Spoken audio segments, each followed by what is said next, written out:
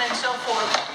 My name is Sandy Ratliff. I'm with Virginia Community Capital, and I want to welcome you to our Entrepreneur Express workshop. And this is a program that started in, I think, 2006 in Galax, Virginia, and we have been doing this as a collaborative to go around in communities to share the resources that are available for businesses getting started.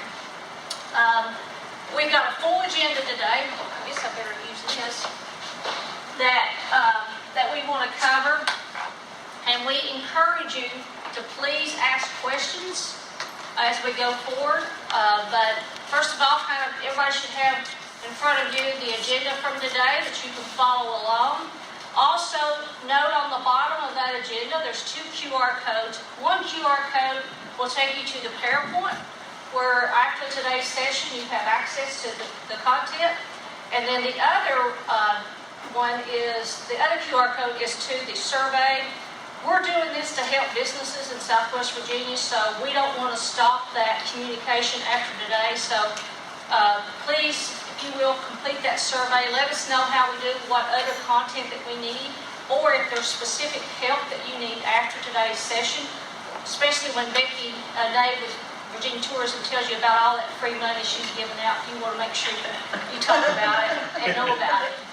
But before we get started, you know who I am, and you'll learn more about our organization as we go forward. Some of you probably don't recognize me. I've made a little change in the last year through some health issues. So this is the new, not so improved Sandy, but I'm getting there one day at a time. But let's go around the room and introduce yourself. And if you want to do your 30-second elevator pitch, this is a good time to test it. So Tabitha, you don't scream at me, but would you start it off? Fill us off. Sure. My name is Tabitha Hibbets-Greiger. I own Farmers Insurance in Norton, Virginia, and have a lot of budding entrepreneurs in our family. My oldest daughter just started Far-Fetched Grooming, and now we're doing boarding in Big Stone Gap. And she's got a couple of other siblings, hopefully following after her. We've always preached to our kids to come back and start the opportunities that they wish they'd had or seen when they were younger. And so we're really proud of how much our kids are trying to get involved in their community. Okay. Cool. I'm Jan Brown. I'm from the lower end of Lee County. My sister and I who can't be here today. She's in the middle of breeding sheep today and tomorrow. But she and I are in the process, if we can ever get it with the help of Becky over there, Whistle Pig Country Store, Coffee Shop and Deli, which is much needed in that end of the county. If you've ever been down there, we moved back after retiring and got this wild hair that we needed in our community. So it's community driven. Whistle Pig is an Appalachian name for groundhog. And it's something we think that community needs. So we're trying to get that up and running. But it's been a very difficult process with permits and architect, and we don't have sewer down there, so trying to do septic, and it's been a challenge, but we're looking forward to it. You can follow us on Whistle Pig Country Store on Facebook. We're trying to also we did a farmer's market a couple weeks ago and had over 400 people show up. We were thrilled. We weren't sure we'd have anybody show up. So we're doing another one October the 8th, and so if you're interested, you'd be more than happy to come down and meet with us. And as we said, sit a spell. I'm Chris Nealis. I'm the behind-the-scenes support note-taker for this operation. Does it pay good? Oh, yeah. I expect to get all the coffee I can drink. Okay, good. I'm Pam Cox. I'm the Director of Tourism for Scott County here. Cool. Yeah, I'm Joe Morton. I'm the Business Development Director for Heart of Appalachia Tourism Authority. We're a state tourism authority that represents the westernmost part of the state of Virginia. And they have a lot of resources and luckily we've got Sandy and Becky and everybody to send you all to too. So this should be a great event. Thank you. Hey. Jeff Hess, Virginia Tourism Corporation.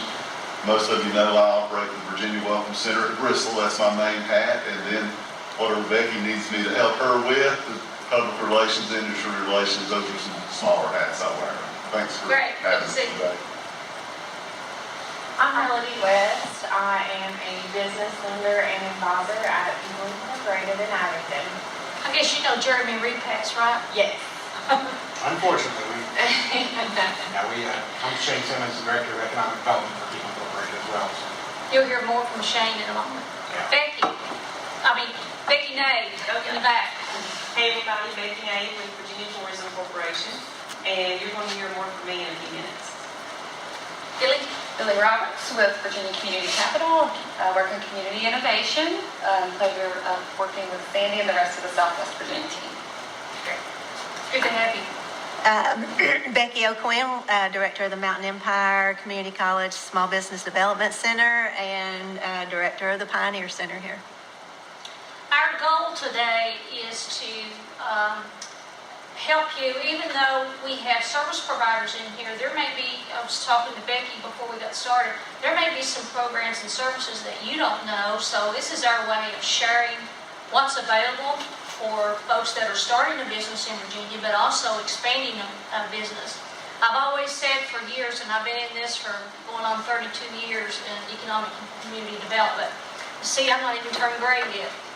And it's all real, by the way. Virginia has some of the most resources and opportunities available for small business that I've seen in some of our competitive states. And that's one of the reasons, too, that we go out and do these programs is to share that. If you've got an idea, we want to help you walk through that to see if it will work. For example, if you say you're wanting to manufacture 8-track tapes, we're going to do everything that we can to talk you out of it and share with you why you don't want to do that. But plus we have our own programs and services that can help you. So that's our goal, is we want to just blow your brain up with content today. And just for your information, I am recording this session and it'll be available on Facebook and YouTube afterwards. Just a way for those that didn't come, or again, you want to hear what did they say about, again, Becky's going to unveil a new program today, so if you want more details on that, you can go back and watch it. But thank you for taking time out of your busy schedules to join us today. So I'm going to turn it over to my colleague, Becky O'Quinn with the Mountain Empire Small Business Development Center. Thursday.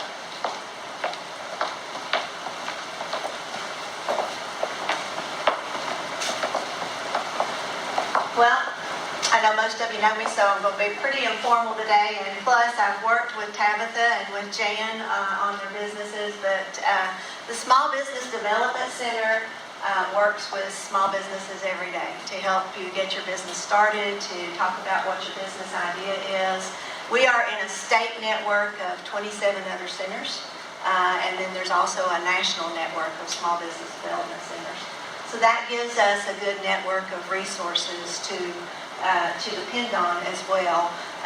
Daily, I'll speak to some of the other small business development centers, and we'll talk about different ideas. Or a director in another small business development center may have experience in a particular industry or in a particular business that we can reach out to and speak to and get their expertise to help with a particular business, so we all help each other out.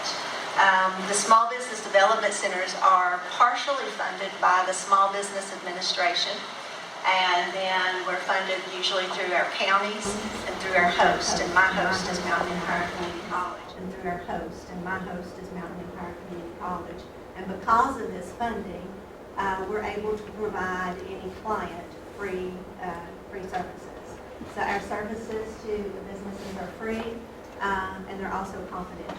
So we do not discuss your business or your business idea with anyone else unless you give us permission to ahead of time. Sometimes we'll get permission ahead of time, and then we'll reach out to some of our resources, so to talk to them and get some assistance from the resources that we have. So the network is big, the resources are big, and the expertise that we can reach out to also is good. A lot of you think of the small business development centers as for startup only. But once we begin to work with a small business, we're with the small businesses throughout the life of the business. So if you want to expand, if you want to diversify, or if your business starts to grow and you're going to have growing pains as far as personnel, what you need to think about as that business grows, or if you are to the point that you want to sell your business or it's time to close your business, the Small Business Development Center is there for you for all that type of assistance. But today we're going to talk about starting your business. And usually when you start your business, it starts with an idea.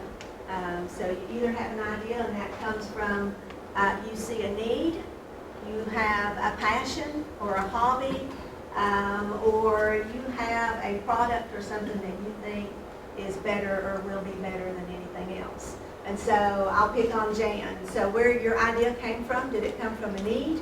Or how did you come up with the idea for Whistle Pig? A need A in the need? community. In the community. What about you, Tabitha, with either Farfetched or with your insurance company? With my insurance company, it's more of an opportunity. And with Farfetch, it was definitely a need. Okay.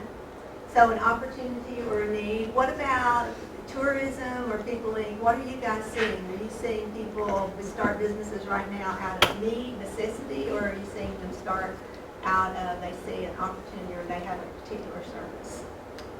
It's a little bit of both. Yeah. It's Yeah. a pretty good blend right now, which is Yeah. a little bit different because it was a need-based, but now we're getting a few more optimistic people. Right.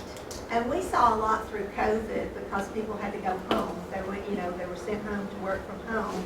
And suddenly, maybe their second income business, they decided they wanted to actually turn that into their own business and move into owning their own business. But the most important thing that you need to do when you are fleshing out your business or you're starting is to create your business plan. So I know Tabitha has a business plan. She helped Farfetch through their business plan, so she's good at business plans. Jan has a business plan as well, and that plan is really important.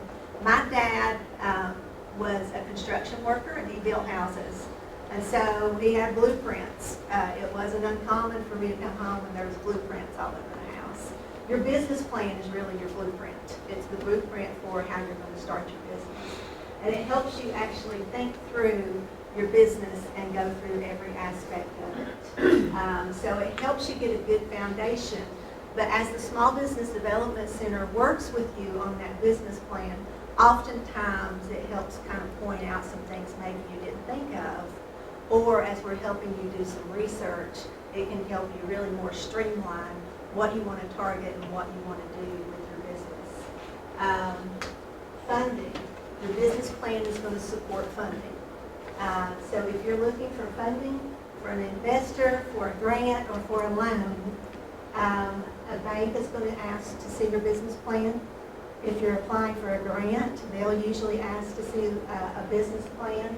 And I know Melody, People Inc., they'll want to see a business plan. And that's really, I think, tell me why it's so important that you all have a business plan when they're applying for financing.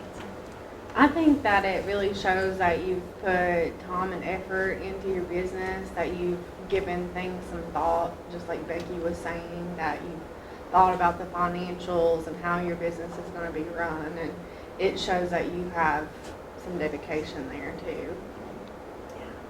Yeah. It really helps you put a lot of thought around doing that. And a lot of times people, when they come in, they'll say, do I really have to have a business plan? Sometimes it's not a fun process going through a business plan, but they'll say, well, I started X business, or I know someone who started a business and they didn't have a business plan. So I guess the answer is yes, you don't have to have a business plan to start your business, but a business plan really helps you start the business out on a really good foundation. And it's something that you'll go back to after you've started your business, that you can see how you're doing in relation to what you thought your business was going to be. Because a lot of times when you start a business, when you get 6 months down the road, it doesn't look like exactly like what you thought that business was going to be. So you want to start out on a strong foundation. You also have to have a story. So Whistle Pig has a story, right? Very much.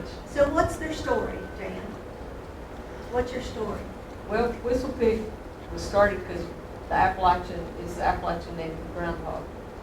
And the story is that we, when my sister and I moved home, my sister came up with this idea, and I guess I agreed with it.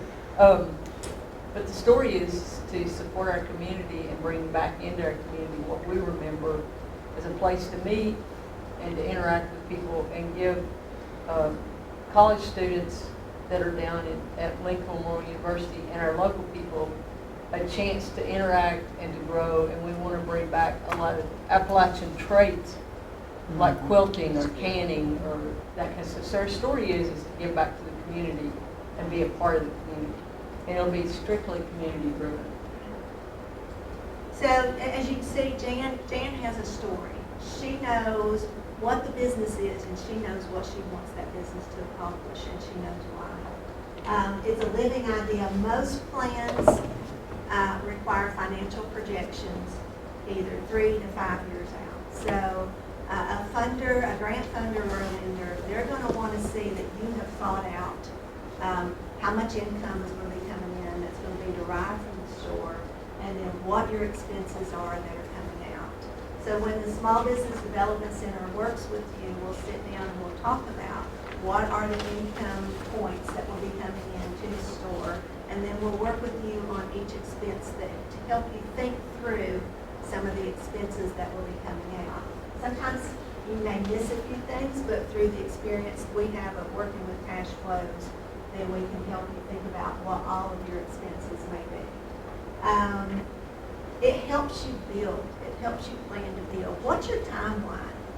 And your timeline probably is going to be pretty flexible. I know Farfetched is doing an expansion. They were going to have a grand opening last week. That's been moved because things happen, right? I know Whistle Pig, they had a plan to open, I can't remember, we've been, but anyway, they had a plan to open. Another year out. Another year out, so they're another year out, but that's just because construction takes a little longer sometimes to get people in. They're in an area that doesn't have sewer, so now, so now we're taking a little bit longer, had to have an architect, that takes a little bit longer. So, one of the things that you need to think about is usually when you get ready to start a business, it's a little bit slower than what you think to actually get it up and going because of all the things that you have to think about. Can I interact with Sure. thing? One of the things that you'll find out in areas like Lee County and probably Scott and Wise is that the resources the state requires is hard to find in our counties. So when you start looking for a commercial, you have to have a commercial aid builder. Well, there's one in Lee County, maybe two. So what do? So we've been on this guy's contractor who will be a great contractor. We've been on his list. It'll be a year in September.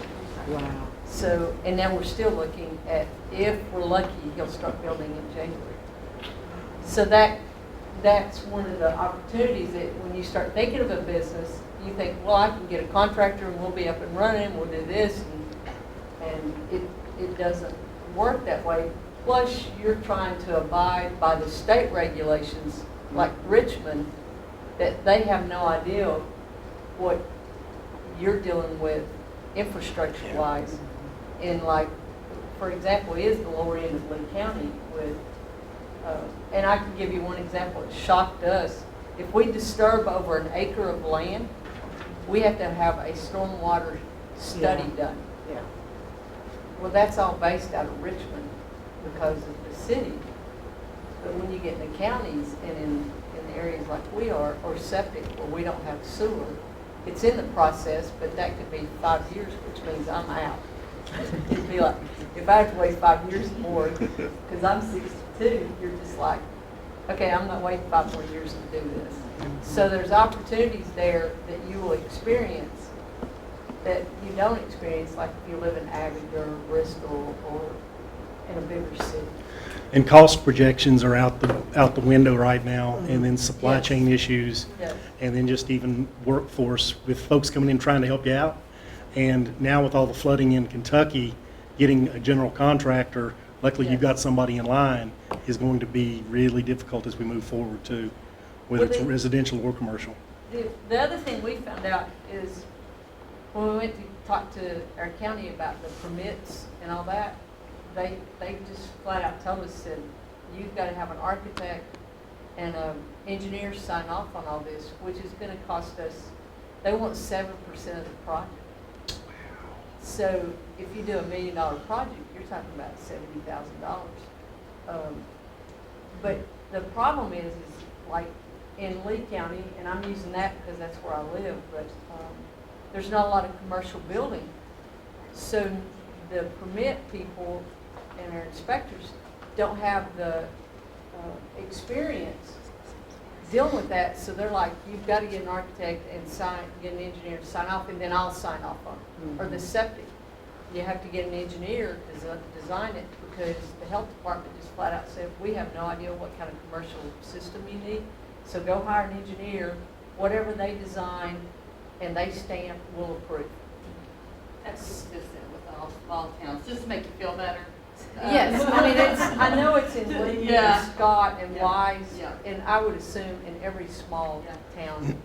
But you find it really interesting because it's a lack of experience dealing with that kind of stuff. In the lower end of Lee County, you've got a unique situation down there anyway because of no sewer system and also lack of commercial projects. I mean, there's just not a lot that's We're going happening. to be a catalyst for that. And it kicks We them hope. up. Good. That's our goal. One of the funny things, Joe, is we actually had an interview with a grants funder, and we were trying to explain some of the challenges that aren't challenges maybe in a larger city that a business would face. Because, one of the things we're looking at is, that I'm looking at is, what's the cost of them building this in Lee County versus going somewhere else and doing it? And it's quite a bit more just because of all the hurdles they have to go through. But we were trying to explain the no sewer and some of these other things. And she went, well, you just need to go talk to your mayor. And so it's just the understanding. And I think that's a good thing about the small business development centers. The centers are in the communities where people want to start their businesses. So we understand the communities and the areas that they're in and the challenges that they face. We've learned a lot with Lee County. I mean, just with Whistlepig about the challenges they face. We've learned a lot through Tabitha and through Farfetched as far as just getting equipment in, what the supply chain issues are, how slow things are. A lot of your small businesses, are dealing with supply chain. A lot are dealing with employee issues of just finding employees and keeping employees. So being invested in the community and a part of the community, it helps us service a small business better because we understand what the community needs are and what the businesses are going to, what challenges the businesses are going to face. Of course, the key elements of a business plan is your executive summary, which is just an overall summary of your entire plan. Generally, we'll do that last. We'll prepare the plan and then do your executive summary last that just kind of summarizes that whole plan. A business description, and you've got 2 sheets in there. It's 2 different sheets, a business plan checklist, and also things you need to think about before you start your business. But that business description really is the who, what, when, where, and why of what your business is and how you're going to operate your business and helping you think that through. And then the financial projections, those 3 to 5 year projections of how much that business is going to cost for the next 3 to 5 years, but how much income you think the business is going to generate for the next 3 to 5 years. And then the supporting documents, because lenders and grants want quite a bit of supporting documents usually to go with their applications. So as far as the business description, just the details of your product or your services. You know, what is it? If it's something that everybody has and you're another hair salon, how are you going to set yourself apart? If you're something different, then what makes you unique? What's your qualities of your business, and why do you feel like your business is going to succeed? The management and organization. So who is going to be the owners or the partners, or who's going to be running this business? And what's your qualifications? Have you owned a business before, so you have experience? Have you done work in this kind of business that you want to open, so you have experience with that? And if you don't, what other things have you done? What other work, and how have you been employed that you feel like has prepared you to now be a business owner? So we can work with you on that. And then market research. And I know Becky's going to really touch heavily on marketing. But on market research, just providing a detailed information to show that you have a solid understanding of your community. It's not unusual for me to say to a business, who is your customer? Who is your customer? And they'll say, well, everybody. Because we want everybody to come in and we want everybody to buy our products and services.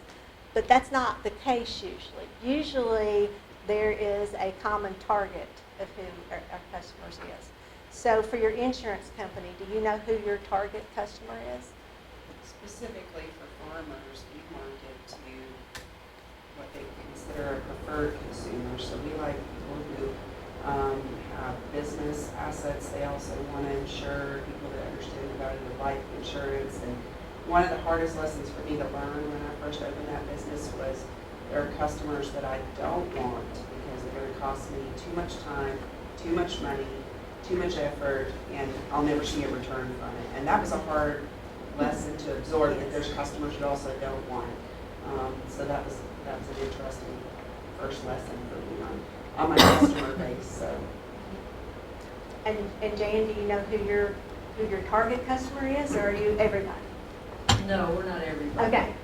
Our target market is the, I say LMU, meaning Lincoln Memorial University, has a vet school. I don't know if you all know that. It's in Lower Lee County. It's going to be like 3 miles from us. So our target is to target those young people. There's about 4,500 people that travel up and down that road through the VDOT survey. So we'll target people going to work, people coming home from work. So our market will be, and to be honest, some of our market will be the loafers. It'll be people who are retired and want a place to play rook or play cards, or that they go and they loaf part of the day. And we're going to have a spot for them. But our big market is going to be like the high school students and the college students, and to get them interacting and to interact with our community and church groups, to be group oriented. It'll be a lot of group orientation for a place for them to gather and be in community. That's 4,500 people a day. Pretty much. It's Wow. a lot more than people have any idea about. I'm sure. Wow, that's amazing. And that's one of the things we work with, and there's data out there, and you all know this, but Heart of Appalachia, Virginia Tourism, they can help provide you data on if you're going to be marketing to tourists. They can help provide the data that shows you have that customer base. So you have the customer base that's going to help make your business succeed. There's Census Bureau information. We work a lot with the counties because all the counties have strategic plans that shows what their county population is and has it broken down that we can provide within you to put within your business plan. We also have information we can pull from the SBDC, IBIS World, Vertical IQ, which is industry related. So if you want to open a general store, I can go into and search for general stores, and I can search for a particular population, a particular area, and I can see reports that tell me how well that's doing now. I can see if it's a particular type of business. I can see how that business is trending. Is it going up, or right now are those type of businesses going down? And I can provide you information that you need to see to help you understand how that industry is trending and what it's doing. Sometimes we talk about it might be trending up nationally, but we have to, again, look at it here in our community. How would a business like that do? The Virginia VDOT, the traffic flow. Jeff knew what the traffic flow was. VDOT has traffic flow. We have a business right now that is right on a main highway artery that we looked at what's the traffic flow there so we can understand how many customers would be possibly going by there. And Census Bureau reports, and then again Virginia Tourism. So we can help pull together from all those marketing resources information for you to help you do research on your marketing to know how many customers in your target market base there are, the potential for you, so you understand what the potential is for your business that's coming through. I know we've reached out to Pam several times in Scott County as far as certain locations. What's the foot traffic there? How many people come through each day, so that we can see that. I think Whistle Pig has a really good understanding of the amount of traffic that goes through, the tourists and things like that, and just understanding within your business the ones you want to target. How many people and how many customers are coming through. Financial projections. Where is your income going to come from? How are you going to use that income? What are your expenses? Again, what's that cash flow look like in a 3 to 5 years? One of the things that we really work hard with a business on is what's your break-even point.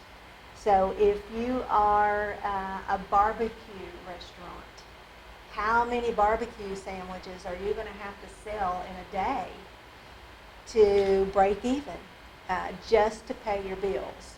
So sometimes when we're working with a business and we really sit down and start to say, this is how much of this product you're going to have to sell each day in order to break even, and then we start looking at your target market, we start to compare, do you have the target and do you have the customer base to support selling that many sandwiches a day or this much product a day?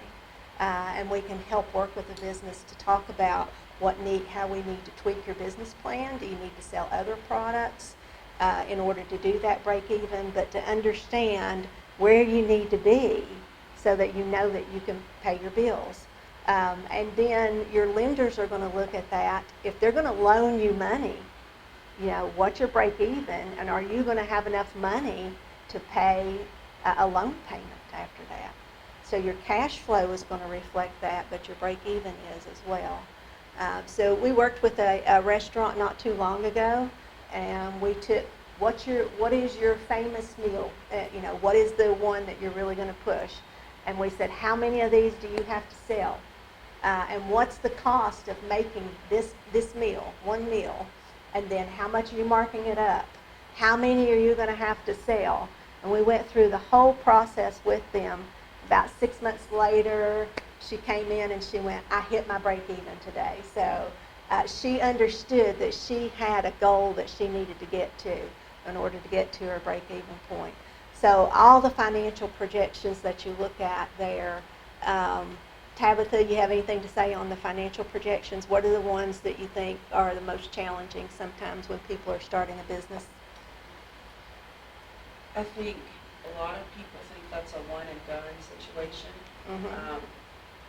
With Kaylin and her business specifically, we sit down and we look at a sheet every month, and I show her how much she's got come in and where it's coming. That way when she comes back and says, oh, I've got this great idea, can we do this? And I say, no.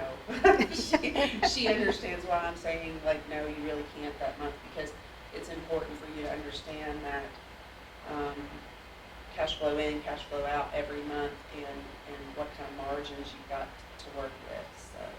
Right. Yeah. I can remember my parents both were entrepreneurs, and my mother had a clothing store for over 30 years, and my dad was the back end admin. And I can remember growing up around the dinner table every night. There were conversations with my dad saying, this is how much of this you've sold, and you need to cut this line this time because it's not selling.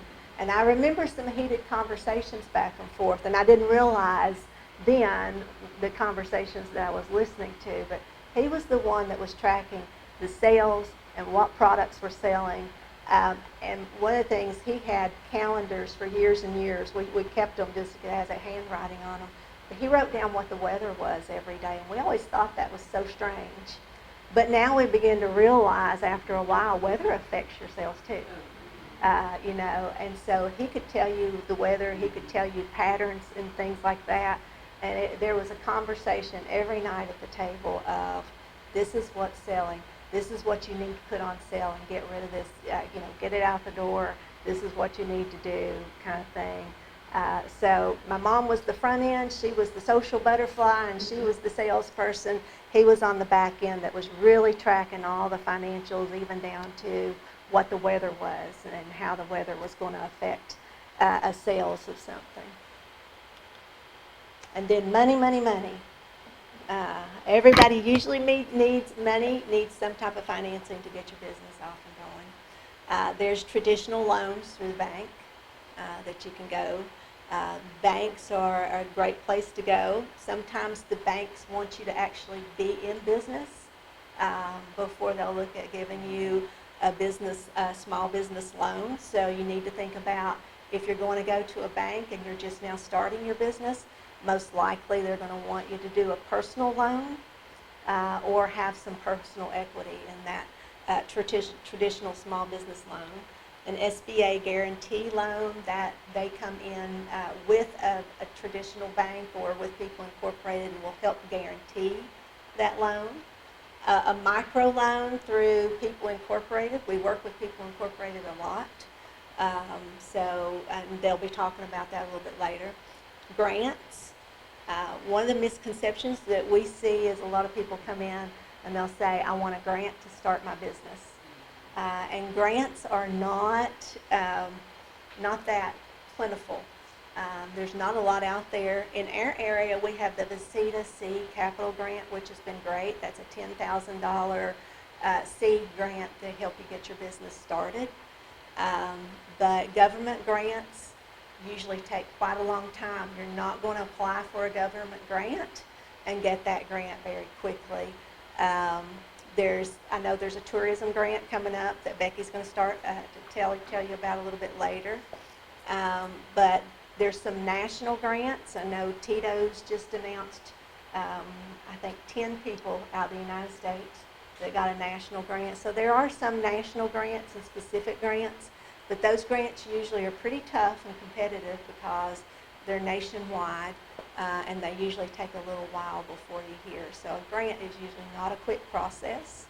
And depending upon the funder, sometimes they're very involved. There's a lot of paperwork and a lot of things that you have to have in order to support that. Personal savings. Just putting personal equity or your own money into it. Family and friends. Getting your family and friends on board to actually invest into your company. Venture angel fund.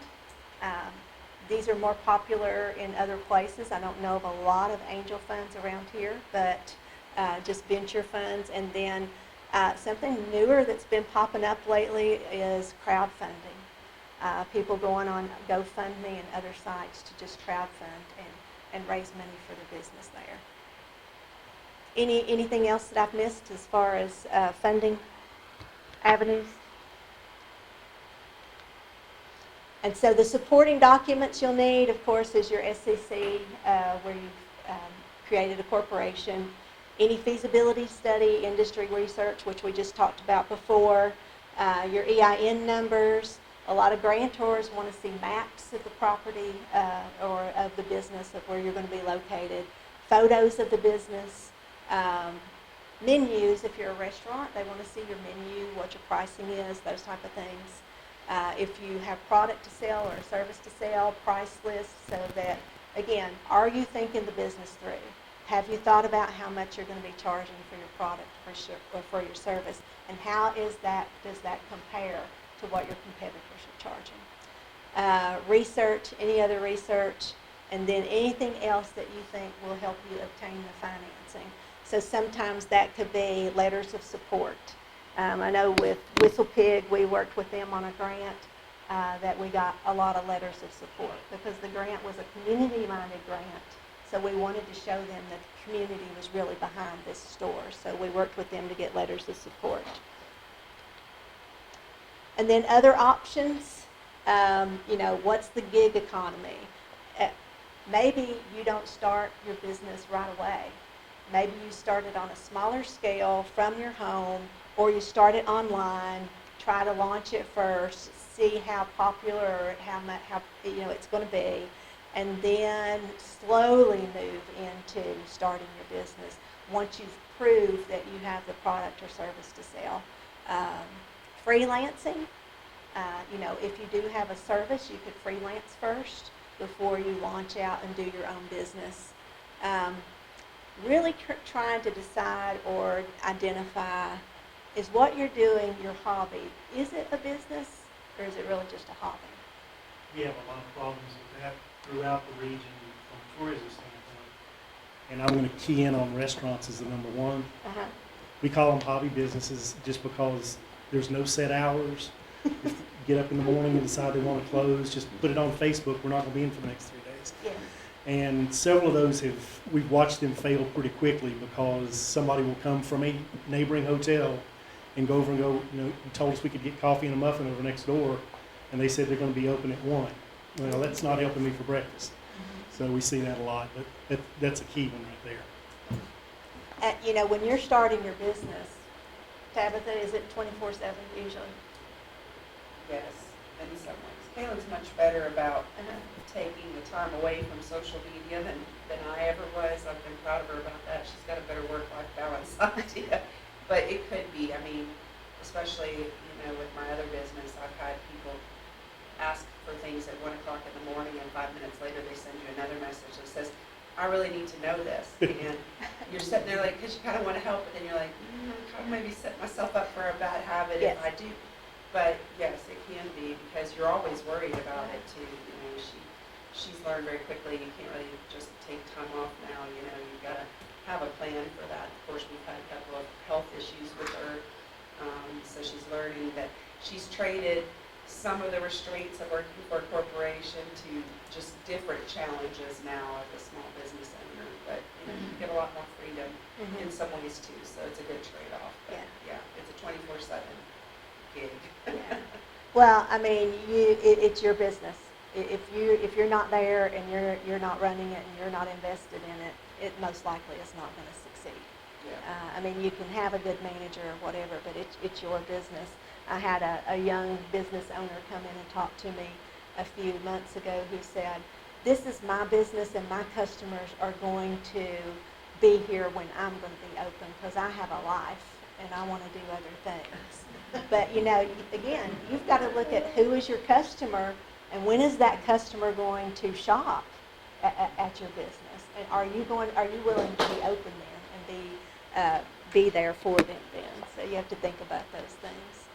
So again, we're free of charge. We are confidential and we're here for you if you need us.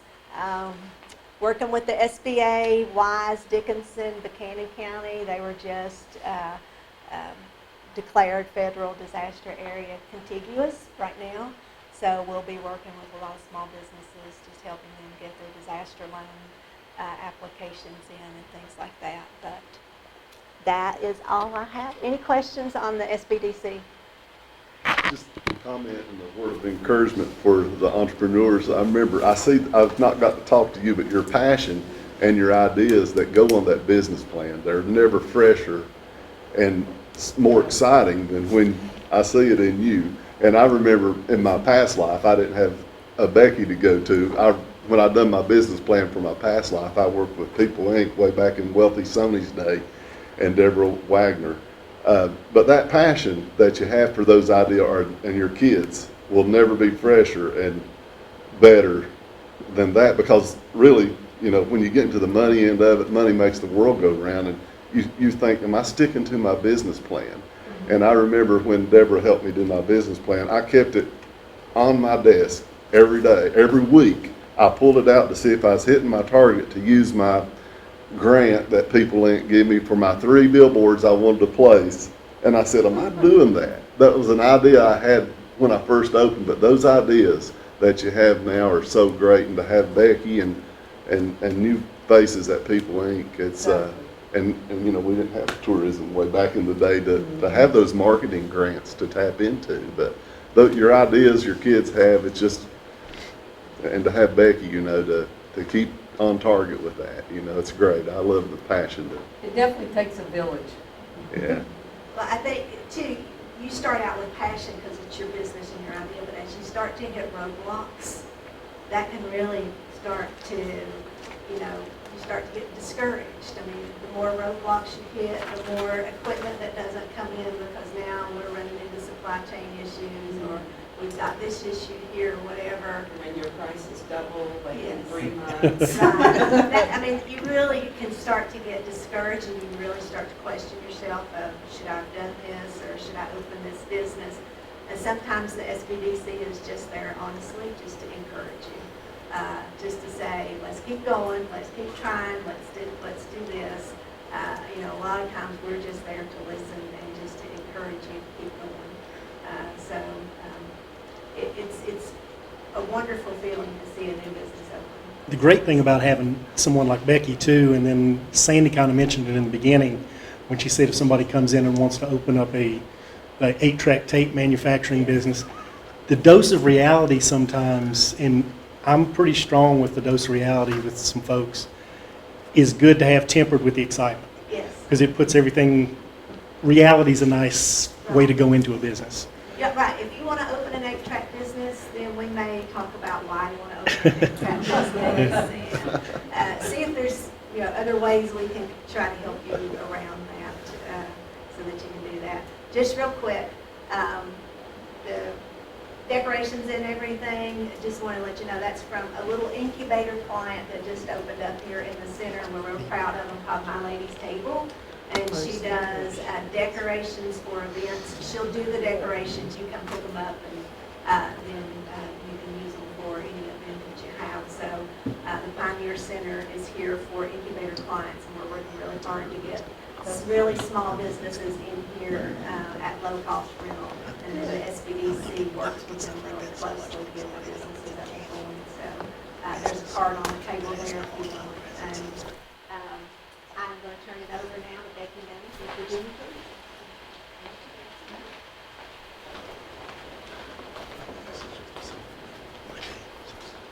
All right, good morning, everybody. Becky. It's good to see you all today. As Becky and Sandy, and we've already kind of introduced ourselves, but just to tell you a little bit about what I do in the region. My name is Becky Nave. I serve as the Senior Development Specialist for our partnership marketing team at Virginia Tourism. And so basically, where Jeff is holding down the fort at the Welcome Center, we're out kind of the boots on the ground working in the communities. So serve a pretty large area of Southwest Virginia, Franklin County, which is up next to Roanoke, and then all the way down to Lee.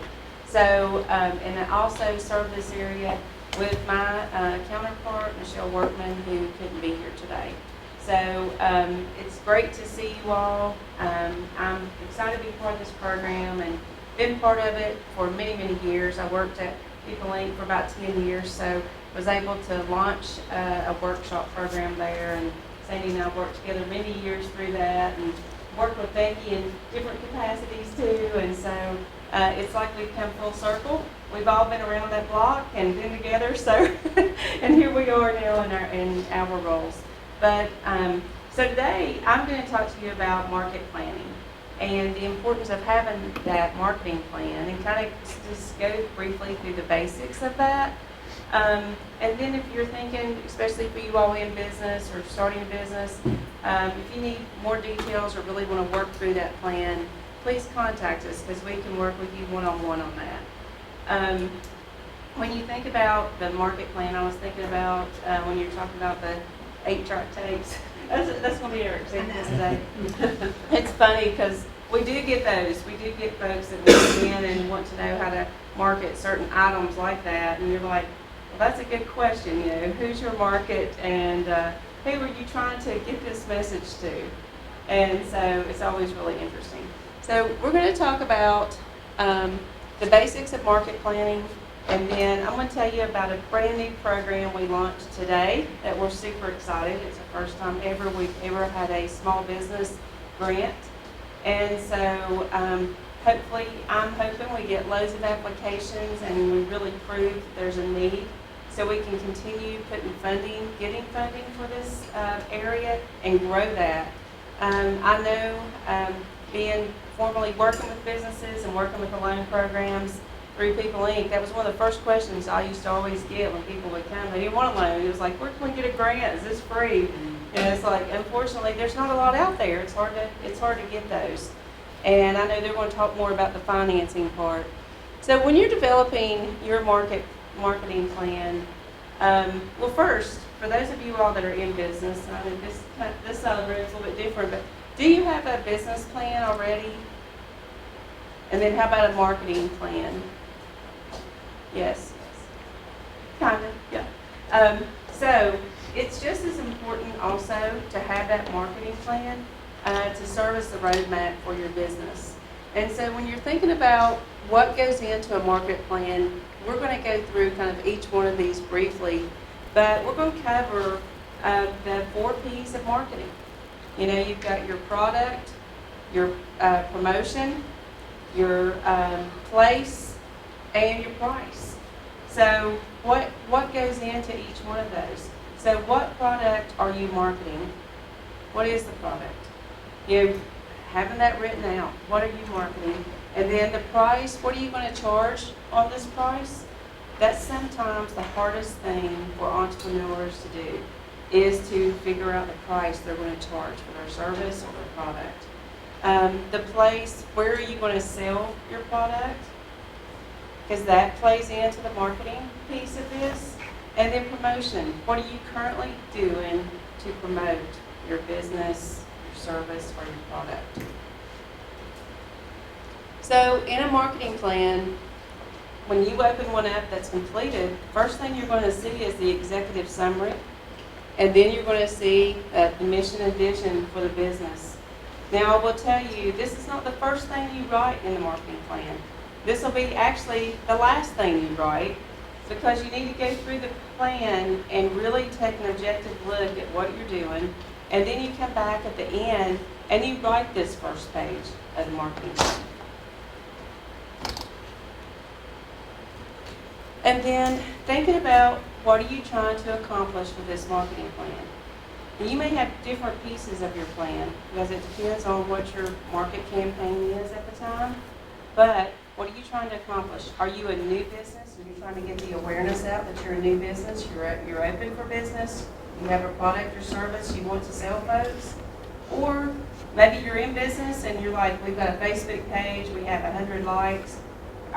This marketing plan, we're focused on how to get the likes up. How do we do that? And so, and there's a number of things you could get into. But you've got to think about what you're truly trying to accomplish with this plan. And so once you get through that, I'll get that right. You got to think about who are our competitors. And I'm sure you all already know they're in business. And even us as a State Department, we know who our competitors are. And so it doesn't matter what level we're on, we all have competitors of some sort. If you don't, then that's a miracle, but we all do. And so just like with you all, you're fighting to get those customers in your business.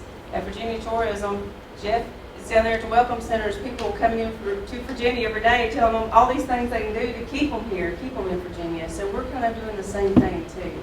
So in your marketing plan, shop your competition. For those of you all that are in business, shop your competition. You can go in and shop, it's fine. And it's funny, I talked to a couple of businesses that are in downtown Bristol, and they said it's always funny because they always know when a competitor's in there shopping. You know, they're in there forever, like picking up every little thing, looking at the prices, sometimes taking notes, walking on through, but they're shopping their competition. You can't blame them. Also, you know, you can go incognito mode on your computer. Look at their websites. That way they'll know you're looking. If they keep up with their analytics and look at that. but shop their websites, look at everything they're doing, look at Facebook, but shop your competition. Know your competition, that's gonna be important for your business. And then, what avenues, what resources do you have to deliver your message? And to me, this is super important because you've got to have a website that is ready and is mobile friendly. So many times, and you all probably experienced this, have you ever jumped on a website from your phone and then you're like, it's all over the place, it's not mobile friendly? It's not hard to make it mobile friendly, so make sure your website is always mobile friendly. Always, and think about, as people are searching for you, or searching in the area, maybe I'm in the area and I'm searching for a certain product, make sure you've got those keywords in there that's going to help in that search engine optimization to help you come up higher in that search. We at Virginia Tourism, this is something we study all the time and look at. I was working with a business the other day, and they are a spa business as part of a hotel. And they were like, we don't think we have our keywords in there just right, because when we're punching on, like looking for our services, it comes up for like spa companies versus spa services.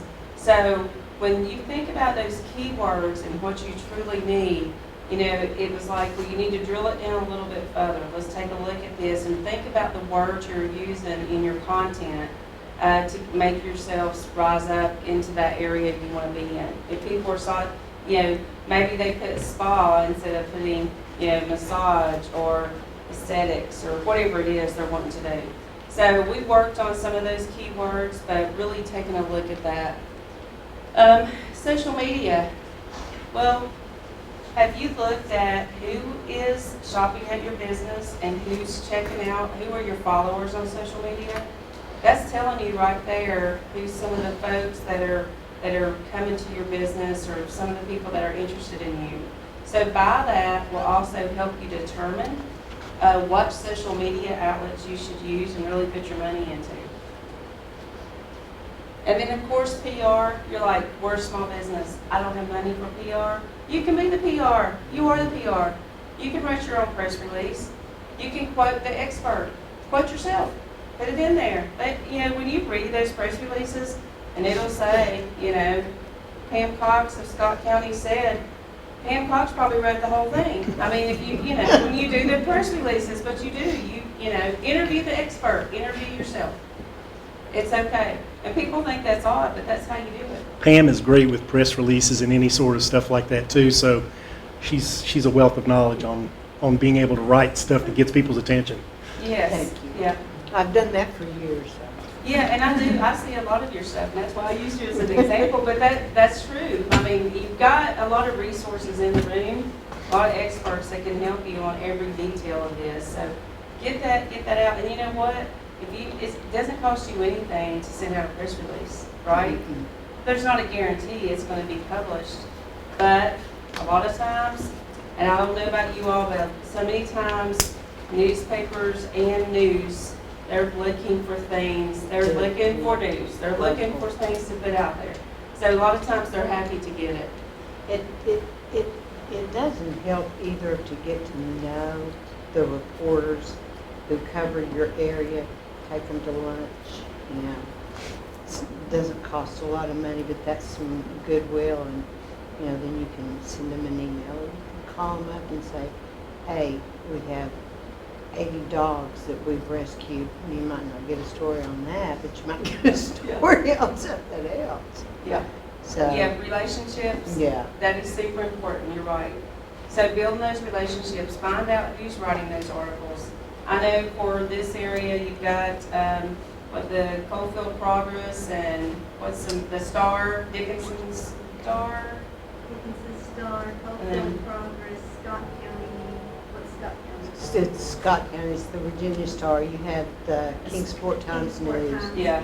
You have Marina Waters is the person in my area, and then probably for you all, it's Mike Steele. It is.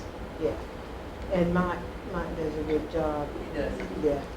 As time moves forward now too, the local papers, and I've noticed on the last few Coalfield Progresses I've looked at, they are dying for content. Oh, yeah. So, I mean, they really need stuff. Well, share that, share a picture even, a lot of times Yep. that gets in there, you know. Then you also have the trade shows, email marketing, depending on who you have as your customers, but, you know, if there's an opportunity, you can capture those email addresses. Sometimes people will say email's dead, but it's not. You know, that's another opportunity you can send. And then rack cards, and I can, in a few minutes, when we get to the part about BTC services, I'll let Jeff talk about the Welcome Center services a little bit, but the rack cards, if people will say, printing's dead, we don't do printing, no. I don't know how many times that had a Welcome Center staff say, people will come in and sometimes even have their phone. It's like, do you have anything on this? Or they want that piece of paper. Or if it's a choice on somewhere where they're going, and you've told them about 4 different places, but you've handed them a rack card for one of the places, they're probably going to go where they've got that piece of paper. Can I add something? Yes. I want to add something to the email marketing. I send out a weekly events newsletter, and I do it every Monday, and that has probably been free. It's probably been one of the biggest returns I've ever gotten. I get probably about the 28% open rate, whereas the industry average is about 6%. And then I also share it to Facebook. I don't do it to Instagram because you just can't, but, you know, and then it'll be picked up on social media too, so. And I use MailChimp. I've used Constant Contact before, but MailChimp is what had already been set up when I got this job, so. Is there a rule of thumb for, if I have I have a lot of clients who say, I have a Facebook page, I don't need a website. Is there a rule of thumb there as far as, should you always have a website? When does just a Facebook page Never. I think there's a lot of people that aren't on Facebook. I mean, even though we have thousands of friends on there, there's still a lot of people that, for whatever reason, and different ages. You know, my son's not on Facebook, and he's 30.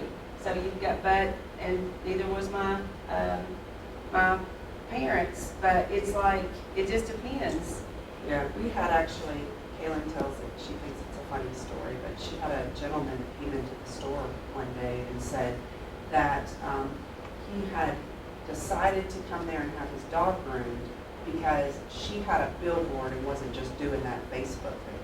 And she kind of laughed about it, and she said, well, you can thank my mom then, because she's the one that said it was important to do the billboards. But we had a unique situation with her too, where she left a corporate environment, and she couldn't really like tell people where she was going. But if you put up a billboard, here's where I'm at, you know, you've suddenly, let everybody know where you're at too. So, but she just thinks that story is so funny that the guy came in and said that was the only reason he came, is she had a billboard. Because, you know, in her mind, being a 20-something-year-old too, she just, at first when I said, you need a billboard, she didn't see the value in it 100%, but it immediately made sense to her when this gentleman came in. So. Hey, Vicki, I just want to make a comment about the rack cards for our ladies over here. You know, for folks that have Airbnbs in the region, and even the hotels and so forth for those guests, and you mentioned about Lincoln Memorial or the veterinarian school. See, if they have rack cards or something that they know about your place, then that could increase your traffic coming in there. And people, it's that low-hanging fruit that people forget about. That's an easy, spend a little money, maybe Becky will give you some money on some rack cards or something, and then I would just get on the phone or get in the car, go on Airbnb and Burlow, and see where the bed or the short-term rental properties are around in your area that's within driving distance. And I'd be going and knocking on their doors and say, hey, could you put this? Because I know some Airbnbs that, I mean, they do like a notebook that shows everything that's available for you, because that helps their customers. Right. Makes them have a better experience, and hopefully they'll come back or extend their stay. And it's all about that impression. You know, they see it, they may not even pick it up, but they see that whistle pig there at the Airbnb, and then they happen to be flipping through Instagram, there's whistle pig again. It's that impression. And then they met, you know, I'll talk more about that later, but it's that impression that Sandy's talking about. They see it, wow, that's. Jeff we will need to go probably, check it out. Jeff will probably hit on it too with a rack card when you design it. There's just a couple real basic things that you can do. Only the top third or top quarter is going to be seen. And then also when folks put a rack card into a rack, doesn't necessarily go in front, side facing out. So you want to have the activity or whatever you're promoting. Business name's nice, but you need something to grab it. Whitewater rafting. They're going to pick that up rather than Bob's business. You know, so there's just some real basic design stuff too that'll make it more effective. Ours would need directions, Yeah. because cell phone service doesn't. They love that stuff. Well, People like that. seriously, you can't, right where the store is gonna be, you can get AT&T, but Verizon is totally lost. But you're gonna do coffee and what Yes. else? Coffee and deli. Okay, so that would be great. If you Yeah. had pictures of can't food wait for and this. a Right. big bowl, Yep. cup of coffee. Yeah. Yeah. Site visits. Yeah, Good. that's a great idea. And going Good back to, ideas. do what? Good ideas. Yes, well, and going back to what Joe was talking about with having what's at the top of the rack card, because that's what they're gonna see. Also, the type of font you use is important. Don't get something on there I can't even read because of the swirls or whatever. You know, there's several basic ones that are great, and you wanna make it to where people can see it plain as day. And I just realized when I was skipping through here a minute ago, I was hitting it a couple of times, and I think we skipped, I skipped on, I was like, wait, we haven't talked about the target audience in more detail. But, you know, who is your target audience? And this is gonna be important when you're developing your marketing plan and looking at it. You need to know who is your target audience. And you can look at it, you know, you can analyze it several different ways. Who's looking at your website? Or maybe who's coming into your business? Who's buying your product? It could be by age, maybe gender. It could be even by what kind of spending, you know, are they retired and have that extra money to spend now or whatever. So what is, you know, who is your target audience? It could be also by demographics. You know, you're in a certain location, so you're certainly going to market to those, you know, that are going to be coming through there and coming by there. But also online, you may want to target, you know, another area to let them know that you're there. So that's an important piece, and I just didn't want to skip over that. So I think I got clicker happy, so sorry about that. Can I add a little? Yes. List of marketing to text message services. Yes. It's invaluable. We bought software that does multiple things, but one of the things that it does is it confirms appointments by text message, and we actually ended up paying for the upgrade to where they can actually just respond back to that to make it easier. But text messages have a higher open rate than email, but of course we get everything. And one other note too, that a lot of people don't think about websites, you have to make sure that your provider that you're using the website not only is it mobile friendly, but it's ADA compliant. Okay. This is a big thing people are finding out now. There's a slew of lawsuits for people that don't have their websites ADA compliant. And when I called Kalen's provider and asked, they said that's the first time somebody had called and asked and they had put in a support ticket. Yeah. And, you know, it's just a simple thing, but, you know, we've not had anybody complain about it, but being an insurance agent, I read something in the insurance journal about how this was a trending business lawsuit thing. So, I mean, it makes sense. Okay, They're great. required by federal law. Yeah.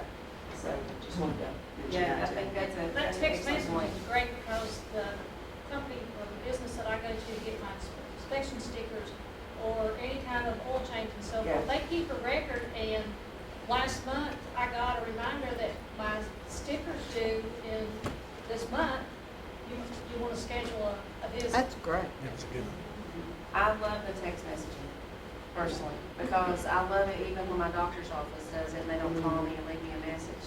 I like just saying why and send or I'll, you know, I love that. And restaurant specials and things like that, you know. There's a lot of times I went to a restaurant just because I got Oh, we're having a special this week. Yes, yes. Yeah, that's a great point. And I'm not for sure on how much those services cost, but that could be something that you might want to apply for a grant to add, you know, If you to do, use but, Square, I think they also have an option to add it on. okay, to And- add it as an option. Yeah, Okay, that's because a lot of good. people put their phone numbers in for a receipt. Right. And you can ask people, like, we don't have to have an email and a phone number to book your appointments, but we ask people to provide it to us because we're making that database. So I think Okay. Square does that as well. That's good to know. Thank you. Okay, and then, let's see, so thinking about your resources and thinking about your budget, when you're creating your marketing budget, unfortunately, a lot of times when you're starting out with your business, you don't have this huge nest egg that you can pull the funds out of and use for marketing your business. So you're looking for these resources. You're looking for grants or opportunities. And so I'm going to talk a little bit more in a few minutes about some resources we have at BTC, but also think about, as far as your business, you know, word of mouth is still a great thing. Asking your friends and family to share things when you put them out there. Let's see, using your own skills, or getting an intern or sometimes even a 10-year-old to help you with the Facebook marketing or Facebook. I mean, honestly, it's amazing what I have a little grandson that's 3, and I mean, he can zippy through my iPad quicker than I can. So, you know, it's amazing how good they are on that.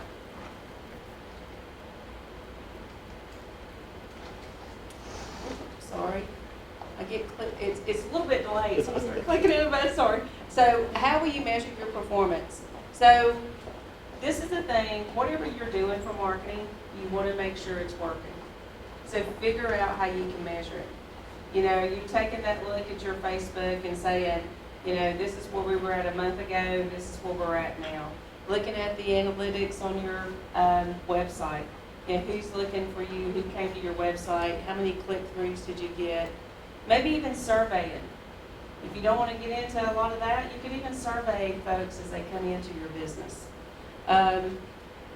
Informal questioning, the QR codes, it's like the QR codes, we used to use them a lot back in the day, and then we kind of got out of that, and then COVID happened, and now, even now, you'll go into a restaurant and their menu is still sitting there on the table through the QR code. So now they're more popular than ever because people don't want to touch anything. So even sometimes for directions or anything, everything's done by a QR code. And that's a free thing. You can get a QR code for free, and it's very easy to do. Just like today, you have on your papers there the survey as well as the presentation for today via QR code. And then geofencing. So if you want to target a certain area, you can actually select a certain area around. Could be maybe a downtown area. It could be, we're doing it right now, Virginia Tourism, around airports. And so doing geofencing around airports to pick up data that way. And then certainly by your website and social analytics. And then thinking about your brand. I was thinking about the whistle pig earlier, because now anytime I see a grandpa, I'm going to think of the whistle pig. I mean, so, and the brand is not just about that logo, it's about that feeling you have when you see that brand, or when you see that. So I think that's a great way. It's now in my mind. I thought it was cute, and I caught on real quick. And she said, well, do you know what a whistle pig is? I certainly do. But that's also a good conversation piece, because you get out of our neck of the woods, people probably wouldn't say, no, we don't. What is it? You know, so it's a great conversation starter. But look at the other logos. What do you think when you, and you know, there's no language up here. So what's the one on, the first one on the left? Target. The next one? Apple Nike. Yeah, so, I mean, you think you want to get your brand into somebody's mind, and it's more than that logo, because also you have feelings about every one of those. You may be a supporter, you may love the product, you may not. So you have a feeling when you look. When I see the apple, one of the things I think of is quality. What's something else you think of? A company that has taken a lot of my money. Yep. Technology. Technology. Forefront in technology. Yeah. Leading the way in technology. But anyway, just, thinking about it, it's more than just that logo. It goes a step further. It's more than just that picture you see. And what do you think when you see the logo that's at the bottom? Jeff's thinking my paycheck. Number one. I think that's Number one. that's one of the best state logos ever. Thank you. I agree with you. It really is. Yeah. It's one of the most recognized It's logos. very iconic. Yes. What are we, And- Becky, 54 years in now or something like that? Yes. Yeah. 53, 54. Yeah, it was it was developed the end of '68 and then launched in the spring of '69. So, it's, but also I have people all the time, if I'm out of state somewhere, they immediately will point it out if I have on my shirt like Jeff's got or a hat or anything, and people want the stuff. And so if you decide in your business you'd like to be a wholesaler and sell Virginia's Spillover stuff because you're getting a lot of visitors through, you can sign up to be a wholesaler for free, buy our products for basically nothing and Yeah. sell them if you want to do that. You just have to do it through us, but it's a great opportunity for businesses. And I think that businesses that are on the line, like you all, especially, we're all in the borders, no matter which area you come from right now. You're either Kentucky or Tennessee or maybe even North Carolina or West Virginia in our little area down here. But when people come across the borders, they want to buy our stuff. So it's a great opportunity. And then you have the traditional methods, direct mail. Well, I don't know if you knew this, but millennials love mail. Really? We went back to, we got out of wanting mail, and I threw a lot away. And so we went through that phase where the mailers were not a thing. But it got to be so much that then the next mail, they want to have mail, they like mail. So I think it goes up and down, but right now, they like mail. And then doing different sales and promotions, asking for referrals, ask people to refer customers to you and give them a 10% discount or a coupon to use, for next time or whatever. Phone calls, that's probably the worst, but sometimes, depending on the business, you have to make insurance, you have to make some calls. I mean, that's a key part. My oldest son As worked a- at the insurance agency for 2 summers, and the first time I handed him a customer list, and I said, I need you to call these Call. customers. Yeah. And he was about 21, and at the time, he looked at me, he said, you mean like, call them, like I had to dial the number? And I was like, yes. Yeah. And he was terrified. Of course, after a Yes. couple of months, he was a pro at it. But it's funny how, like, so many people just are like, phone call? Yeah, it is. It's a coveted skill these days. And I think it also, it's all about what type of business it is. Some, that still works. Others, Yeah. it's like, no, We don't even get call. online quotes, and you'll call the customer who's put in an online quote, and as soon as you say, hi, I'm Tabitha from Farmers Insurance in Southwest Virginia, you hear, click. Yeah. They wanted the quote, they didn't want the phone call. That's right. Can you just email it? Yeah. And then you've got brochures and rack cards that we talked about, and then business cards. Business cards are still a thing, they're still huge. Just have your call to action on them. Don't hand me a card, with a whole bunch of stuff on it. Hand me a card that just gives me how I can reach you, what you have, kind of has that call to action. On our cards, and I got them over here to give you all, but on our cards, you'll also see how to reach us on all of our social platforms. So, given that call to action says, come to our Facebook, like our Facebook page, check us out on Instagram, having all those on there, our YouTube channel.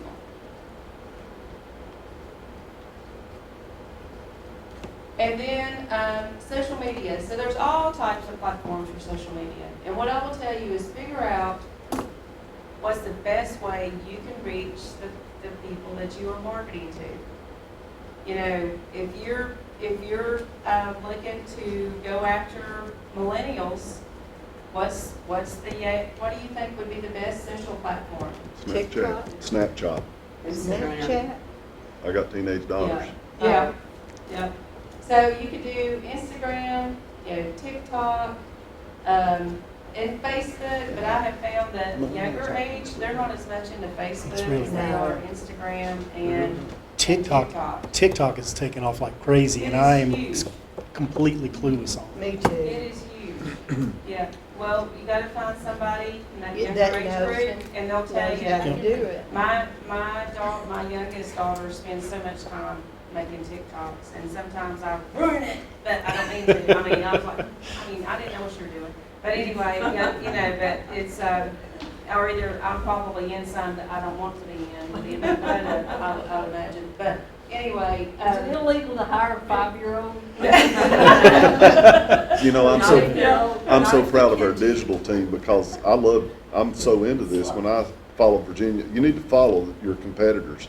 Visit North Carolina, visit Colorado, Pure Michigan. I love it when I see Scott County's pictures pop up on my Instagram and see what they're doing. I'm thinking, you know, I know what my competition's doing, even though it's not my job, but I love just seeing what Virginia Tourism, what our team is doing. And you know, a picture's worth 1,000 words, I'm telling you. It gets them here. Virginia, you know, I am a very rural county with a very, very low budget. I have $17,000 for marketing. If I didn't have their help, you wouldn't know anything about Scott County. We're doing a thing now called Local Hood, and it has been phenomenal for me. So I appreciate, take advantage of all of the resources that they have. Their grants, that's the only way I can even do anything is through their grants. Yeah. They have a person. Okay, I'm just asking. You know, they do have a person, don't they? But he's more economic development. Yeah, he's industrial and economic Yeah. too, so. He's a great guy. I'm just Yeah. He is. He's We're so gonna make that sweet. change though. Yeah, It'll happen. yeah. We'll help any way we can too. But Heart of Appalachia is a great resource too.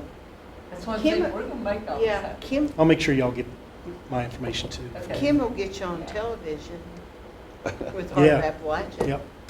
We do. Well, and you have a number of resources. Yeah. You know, while we're telling you about the state resources today, you have, you know, your local, what we call DMO, which is your destination marketing organization with each county.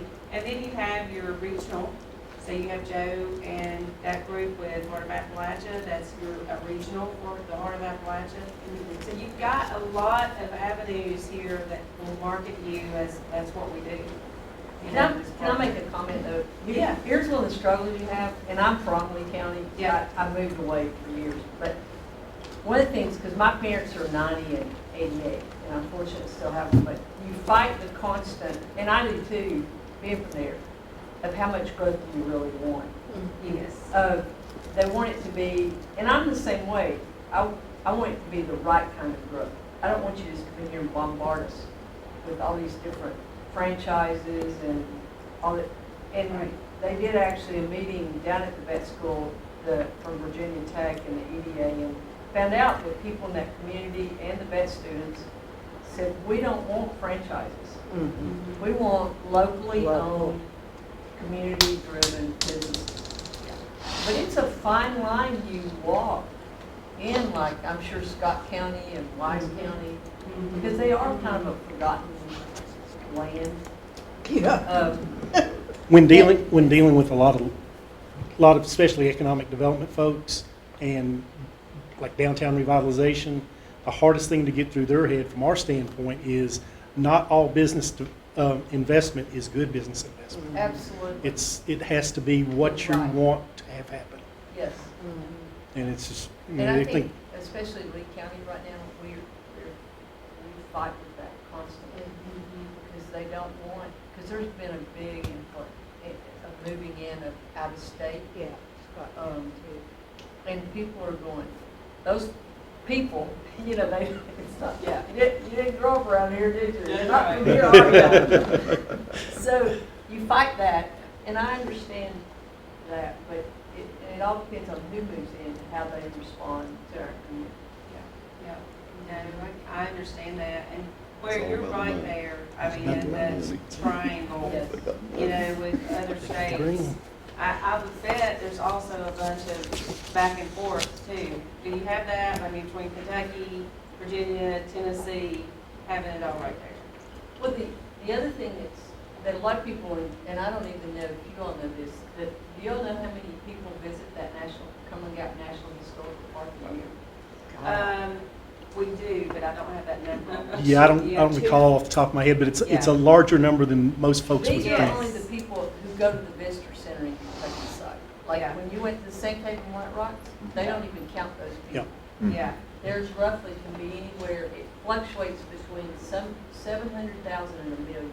700,000 and 1 million? Yes. It was a mind-blowing number. It People floored me. have and that's not because of the way it's there. There's 85 miles of trails. People go out on those trails or go visit the parks in other areas, and those are not the people, those people aren't even counted. Wow. So you just have no idea how many people are right in that little Right, area there. right. That aren't, we're not grabbing that money for our county. So. Well, and I think that's a great point, and that could be a conversation, maybe we could even make a step further with the county, on how we can We're capitalize on missing that. out on it. Because you've got the state park, you've got the national park, you've got them all right there. All right, so, I always run over on my time, so I'm in a hurry. So, marketing calendar. So, make sure you have a marketing calendar. And, you need to schedule what you're gonna do. Schedule your posts, schedule your, whether it's social media, your press releases, whatever it is. Have a marketing calendar. You can also get and do this electronically if you wanted to hop into like a Hootsuite or I was trying to think, there's several others. I've used Hootsuite before, and I sat down on a Sunday and would schedule my posts. So they would go out during the week, and you can schedule for the whole week. And so you just sit there and say, I want this on Twitter, this on Facebook, or this on Instagram. Schedule your post out, and that way you're just spending 1 hour of your Sunday afternoon, or whenever you're doing it, getting that done, and you don't have to worry about it for the rest of the week. Instead of going, and then also if you have a calendar, you don't have to go, when did I do that? When, start thinking through, how in the world am I going to keep up with it? If you have a calendar, it's going to be easy. And like I said, there's a lot of platforms out there that you can use. So, let's see. You have, and make sure you have your customer service is number one, and I could spend a whole 2 or 3 hours on this, but customer service is so important. We care how people treat us when we're going to spend our money with you. And so, as an entrepreneur, you're going to make sure you treat your customers right, because that's how you're making your payments, right? But if you have employees, make sure you have them trained. Super important. Because they don't care. They're just there to collect their paycheck all the time. So make sure it's important. They know the importance of customer service. Have your elevator pitch ready all the time. We kind of did that when we opened up today. Went around the room, introduced ourselves. Everybody kind of just gave their quick spiel on what you do or what your business is. But always have that elevator pitch ready, because you never know when you're going to run across a customer. There's an entrepreneur I run into quite often. He's a multi-millionaire. I know why. And every time I see him, I'll be at the grocery store, the gas station, I can run in the convenience store. Here he comes.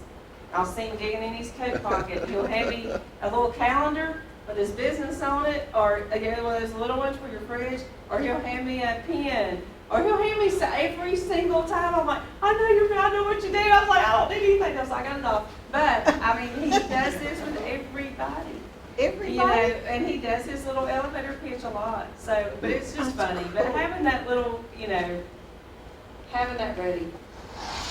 And then if you're thinking through, and when you can get a copy of our presentation today, this is kind of gives you a template on writing your elevator pitch to make sure that you're hitting all the main things that you should. And so when you're talking about your product and your service and your description, and then how do you reach us? Check us out on Facebook, and that's something you always say.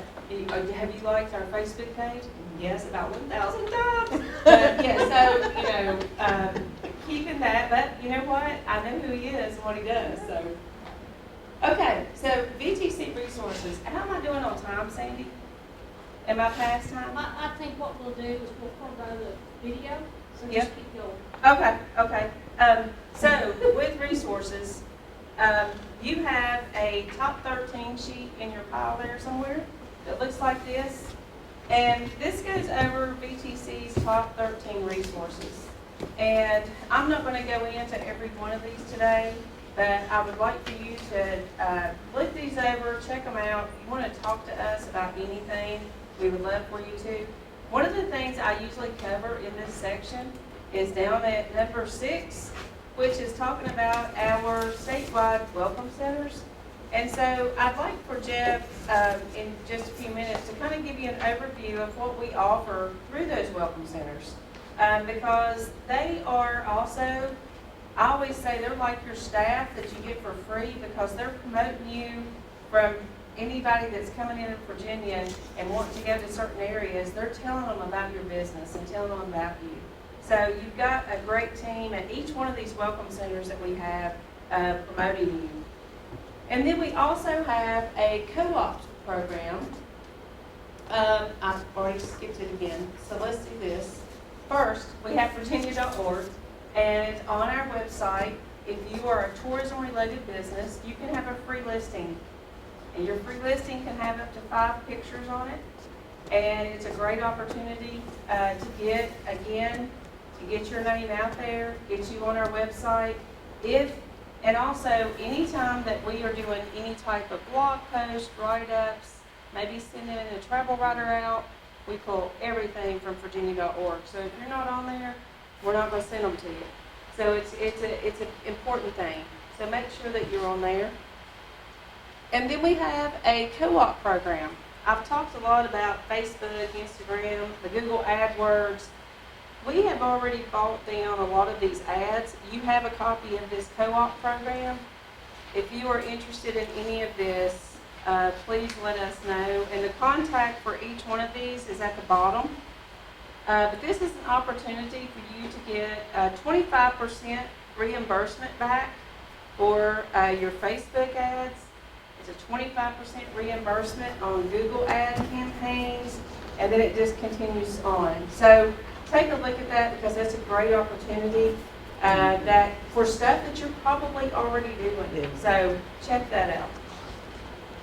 And then I wanted to spend just a second. Oops, let's go back here. I wanted to spend just a second on our brand new grant that we launched today. And so we just launched a micro business marketing leverage program, and it is a $5,000 grant if you have 20 employees or less. And when I say 20 employees, that means 20 full-time. You may have a bunch of part-time, but we're only saying that 20 if you have 20 full-time employees or less, and to use for marketing. So it's a great opportunity, again, to get some money to do some of the things we've talked about today. Or maybe you just want to do a Facebook campaign. Or maybe you just want to do one type of campaign. Maybe it's brochures. There's all kinds of items and things that you can do. And I will tell you, on our website, and I'm going to give you the address, and it's also on my card, but if you go to our website, and it's not the Virginia.org website, it's the VA for Virginia, and then TC for Tourism Corporation, so VATC.org. If you'll go to our website, click on grants, and then you'll see the micro marketing leverage grant. Under that, we give you, and honestly, I'm not gonna go, this is the terms and conditions, don't let it scare you. But, and I'll pass this around if anybody wants to look at it, but it gives you the eligible items. We've made this application super easy. As Pam knows and Joe, they've applied for a lot of our grants, but this one has drop-down boxes. So we've already got the answers, you just gotta drop down the box and click on them. Versus, they gotta do a lot of work with the grants they get. Yeah, so we've made it a lot easier for these micro businesses to get these grants. Please look into doing that. Like I said, it launched today, it closes September 20th. It doesn't matter, because there were people that were just waiting on it to open today that said, okay, we're gonna be like the first ones in there to apply. It doesn't matter what order they come in. We will not look at any of the applications until September 21st. So it doesn't matter what order they're in there, it doesn't put you higher up on the list. What I will tell you is, go to our website, read through all those instructions, read through the guidelines, and get you a solid, we also give you an example of the application, so you're gonna know even what's on it when you get in there. Write it out, work on it, and then submit it. It doesn't matter, as long as we have it by September 20th at 5 p.m. Okay? So $5,000, you don't have to apply for the full 5. Maybe you're like, I just need $1,000 for a Facebook campaign, or I just need whatever. Just apply for what, maybe you only need 500. Just apply for what you want to do. And then we ask you in that for a marketing plan. Don't give us the whole full-fledged marketing plan like I just talked about. When we ask you for a marketing plan in these grant applications, we are asking for what you want us to pay for it. So you list out, you list out on the items, we allow up to 7 things. So you list out those 7 things, maybe it's a Facebook ad, maybe it's the Google AdWords, maybe it's advertisement in a magazine or a paper, maybe it's what else? It could be used for rack cards or something. Yep, brochures, rack cards. Maybe it's to work with our PMAC program, and I'm gonna get Jeff to come up now and talk a little bit about that. But first, do you all have any questions about anything I've talked about? I know I went through things kind of quickly, but if you think of something, I'm gonna give you my card. Please feel free to reach out. I know I've hit a lot of things. I want Jeff to tell you briefly, because we're already out of time, what the Welcome Centers can do, because it's super important. And it's another great opportunity. Take it away, Jeff. Well, we've spent a long time at Virginia Welcome Centers kind of shattering some of the stereotypes that, I mentioned before, I got young daughters. I figure what they're doing, they don't have no money right now, but they will soon. But what they're doing is, I think, how do they view my office every day? And actually, we've spent a lot of time shattering stereotypes to make Virginia Welcome Center an experience that you come in, you get that love picture. We're the first impression of the state. You actually can come in my office and play the guitar in a little recording room. It's an experience, but then there's that impression piece that, you say, well, I don't give anybody false hopes or anything. Do you need a rack card, or do you just need to partner with Keith, your Lee County guy, or maybe I partner with Joe or Pam? Just do what works for your budget, but it's all about those impressions. We have many programs from the rug. When you walk in, we're like NASCAR. We're proud we bring in some money for the state like that, but it works. It's low-hanging fruit. If you'll just stick Virginia's for Lovers on it, partner with Becky, chances are it ain't gonna cost you anything. Don't overthink it. Go to Vista Print, get you a brochure, put Virginia's for Lovers on it, see if it works. It may or may not work. It comes with the sales staff your Welcome Center does. We usually try to do site visits. Sometimes Pam may coordinate them. We'll tag on with her. We call them study tours. Maybe Joe and his team coordinates one. We come out, because how better can I sell Whistle Pig and see it, taste it, and experience it? And that's what we do. It ain't like everybody's coming to Lee County, but we see a lot of people hubbed and spoken today, from Natural Tunnel. What are they going to do? So, when it comes with the sales staff, I believe in what we do. We are that first impression. Our hospitality is genuine with purpose. You come in, where you heading to today? Oh, y'all are going over to Devil's Bathtub. Oh my gosh, you gotta go down to, Norton, or, go down to Axe Handle or somewhere. We wanna sell the area, get a gist on what they're doing, but, we're a piece of that pie when it comes to print. And we know it's digital, but we're just a piece of that. We have bigger programs. You can participate at the Welcome Center, it's dirt cheap, $10 a month if you think the brochure is worth it. But then the bigger program is those safety rest areas. For about $3,000 a year, you gotta have 30,000 pieces minimum. It is unreal since I've started working in those programs at how much is going out the door. I would never believe it if I didn't do it. Now, what they're doing, it's impressions, It's impressions. We know where its final resting place is. Very few people keep a file anymore. But it's sending out that message to people. But come by for a visit sometime. I really believe in what we do. I've done it for 15 years. And Becky preaches the Welcome Centers. But it's a great way to have a free sales staff and give our visitors a fun experience, a first encounter as they come into Virginia. Yeah, thank you, Jeff. That's exactly what I wanted you to share, because I don't think people realize all the things they're doing at the Welcome Centers and how much they do sell your business, whether you have a brochure with them or not. But the brochure, I think, is a huge piece of that, so they can give those out as they're standing there directly with people that they can send. So, yeah. I just want to add one more thing. Yes. People do not know county lines. Yeah. Nowhere do they know state lines. No. I did a visitor survey last year, and I would get, people would say what they liked and where they'd gone and everything. There were several that said, we loved Bays Mountain. Bays Mountain is in Kingsport, and they didn't know any difference. They'd stayed here, but they didn't know any difference. So, I always try to, when I do my itineraries, send people throughout. So, region. No, I think that's a great point. You're right. Visitors do not see lines. Mm-hmm. I live in Bristol, so half the time, I guarantee you probably ask my children, they don't know if they're in Virginia or Tennessee half the time. Yeah, even some of our folks that live there. So, all right. Well, thank you. I've went over my time. I'm going to leave my cards for you all if you have questions or need help. Happy to help you out. And I'm going to pass this along now to Shane with People Inc. All right, can I take a break? Yes. Are we taking a break for a second? Since we're small staff, just go ahead and we'll continue. Okay. It's okay.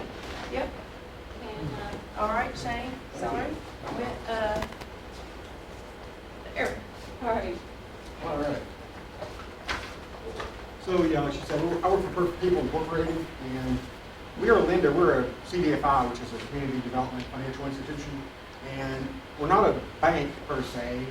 We actually supplement what they do. If you're familiar with, there's a television show called Dirty Jobs with Mike Rowe, where he does these jobs nobody else wants to do. That's kind of what we are as a lender. We do loans for startups. We do working capital. We do equipment loans. We have lower collateral requirements. I'm an old banker myself, and I know how hard it is to get money now from banks, so we try to supplement what they want to do for the most part and try to get you where you want to be, because a lot of times that's the biggest holdup for people to get started is to get some capital resources. So we really want to be a resource for you. So when you're financing your business, of course, there's two ways to do that. And that is with equity and debt. We'll go over that a little bit. Of course, equity financing, I think Becky touched on this a bit earlier, that you have personal savings, you got friends and relatives, you got angels, you got crowdsource funding.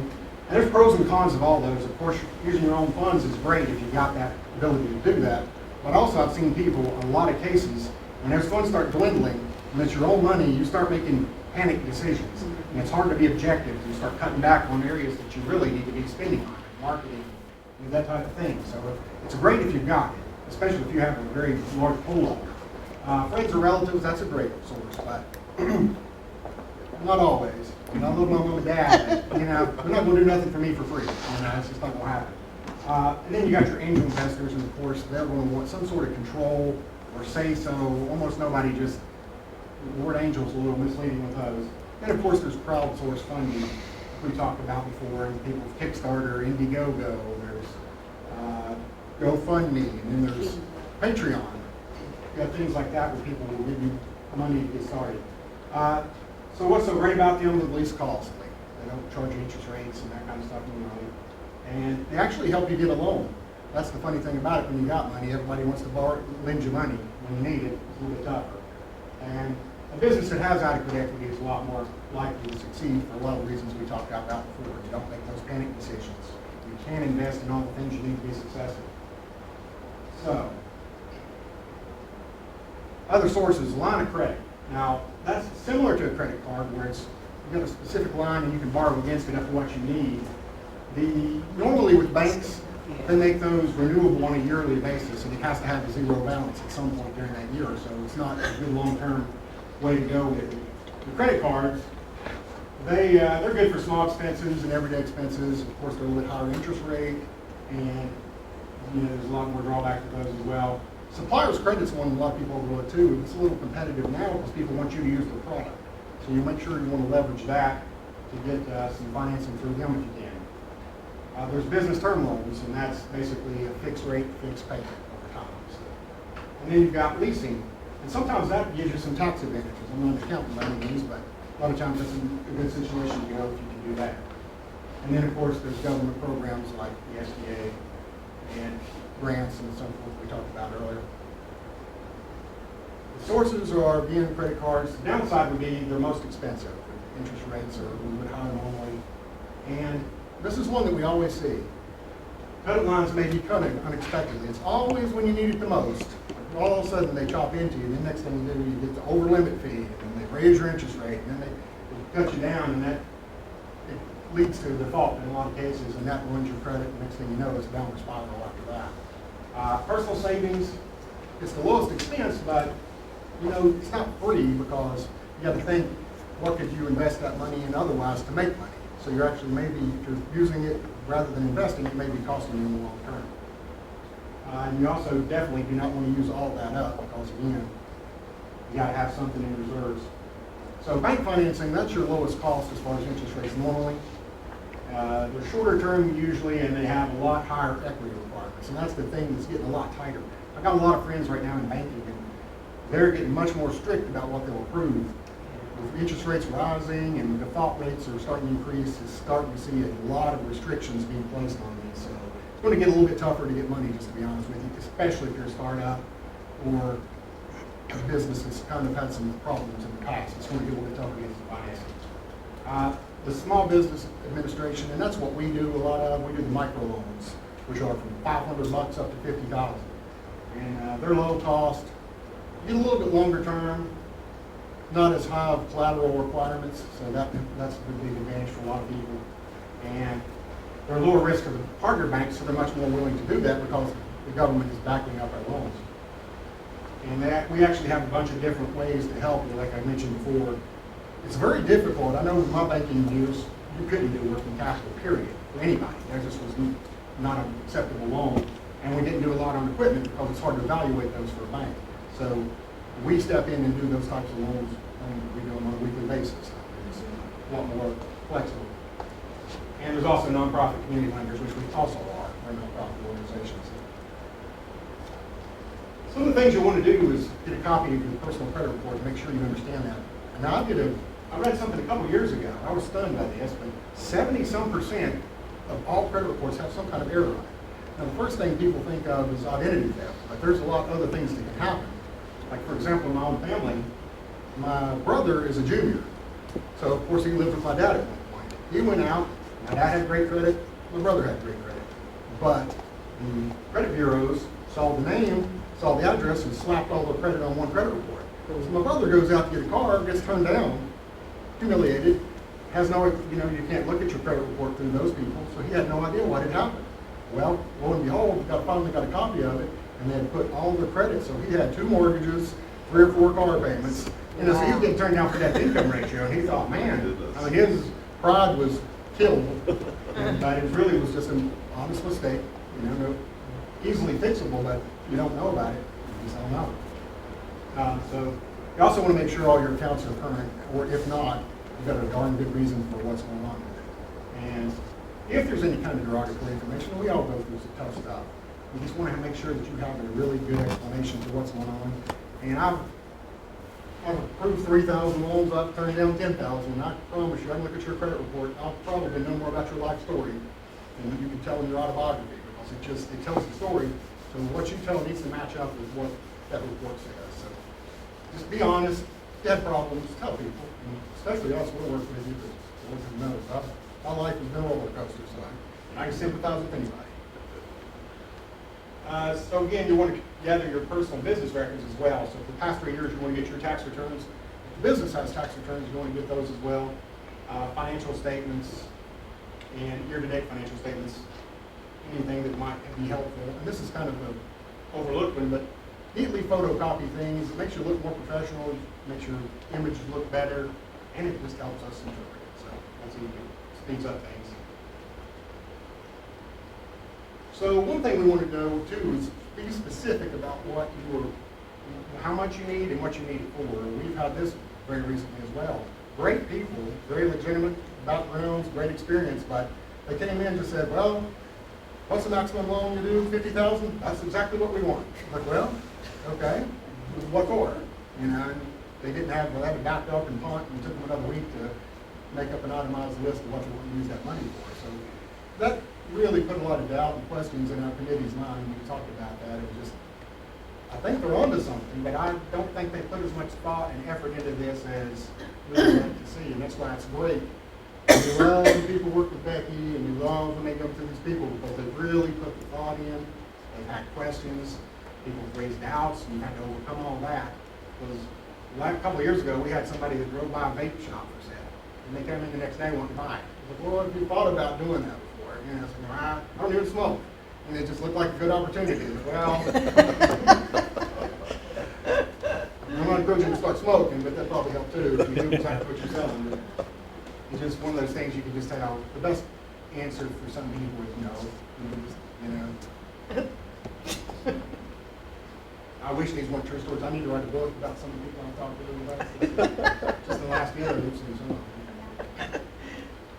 But also, you want to know where, you know, a bank, any kind of lender wants to know, what if, doomsday scenario, this business doesn't do what you think it's going to do, how are we going to get our money back? Do you have reserves? Do you have options? Or you're a competent person to pay that back? Because we got to explain it to somebody. If the charger's off, we got somebody, why did you make that loan? I don't know. Had a good day. But one thing we look at too is debt to income ratio. Make sure that, and if it is a side business or something, that you've got other ways of making that payment instead of just relying on that business. And of course, the secondary type, if you've got a guarantor on the loan or that kind of thing, that can help pull it out. So again, like I said, we're CDFI. We make micro loans through the SBA, but we also have other options. We have a tourism loan. It's amazing. It's a 3.5% interest rate right now. It's called the 9th District Development Financing. And we make loans up to whatever amount's available in that pool. Right now, it's a little bit over $500,000. So we've got that to lend in this area, and it's a pretty simple process. We've got to go through a couple of committees, but so it's time consuming, but it's a very basic application to get that thing rolling. Other loans, we can do up to $250,000, do them up to 10 years. It says longer on here. We don't usually do loans over 10 years, but we may amortize them over 20 and have a balloon there for 10, that kind of thing. You're going to see a lot more of that going forward with interest rates rising right now. A lot of banks are going to have a lot of balloons, and they're not going to do as long of financing as they did in the past. So just be prepared for that if that's what you're expecting. Our interest rates vary from 4.5% to 7.5% too, and that's a lot of risk-based. You got great credit, great collateral, you know, all that kind of thing. We can get you a lot lower interest rate. And actually, our rates are better than banks right now. So if you're thinking about it, it'd be a great time to run and do it, because there's probably one up pretty soon too. And I guess we're open for business. Okay. And that's just my contact information. I'll be happy to answer any kind of questions that you got. Shane, did you bring any cards with you? Business cards? That's all right. That's all right. I can take a photo. Because I think that it's on the contact sheet there. I appreciate you guys taking the time to listen to us today. I'll turn it over to whoever's next. Here's to me. It's me, but actually we have scheduled a video on cybersecurity.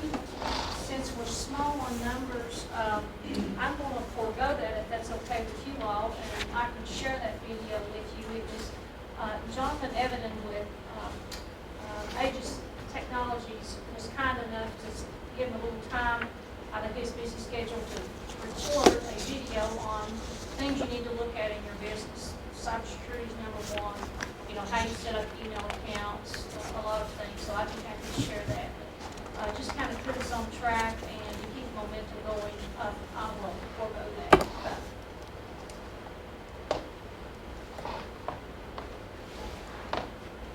Okay, I want to talk about resources. First of all, who's Virginia Community Capital? We've been around for a little over 15 years, and we started through the help of, at the time, Governor Mark Warner, because he felt that there was a gap in financing for small businesses in Virginia, and helped us get our first $15 million to create Virginia Community Capital in 2006. And we focused on three areas: impact, lending, and investment services. And I'll share a little bit more about that. But what we've been able to do over the last 15 years is turn that initial $15 million investment into $1.86 billion in impacted loans that we've been able to make throughout Virginia. And I think that says a lot of our focus.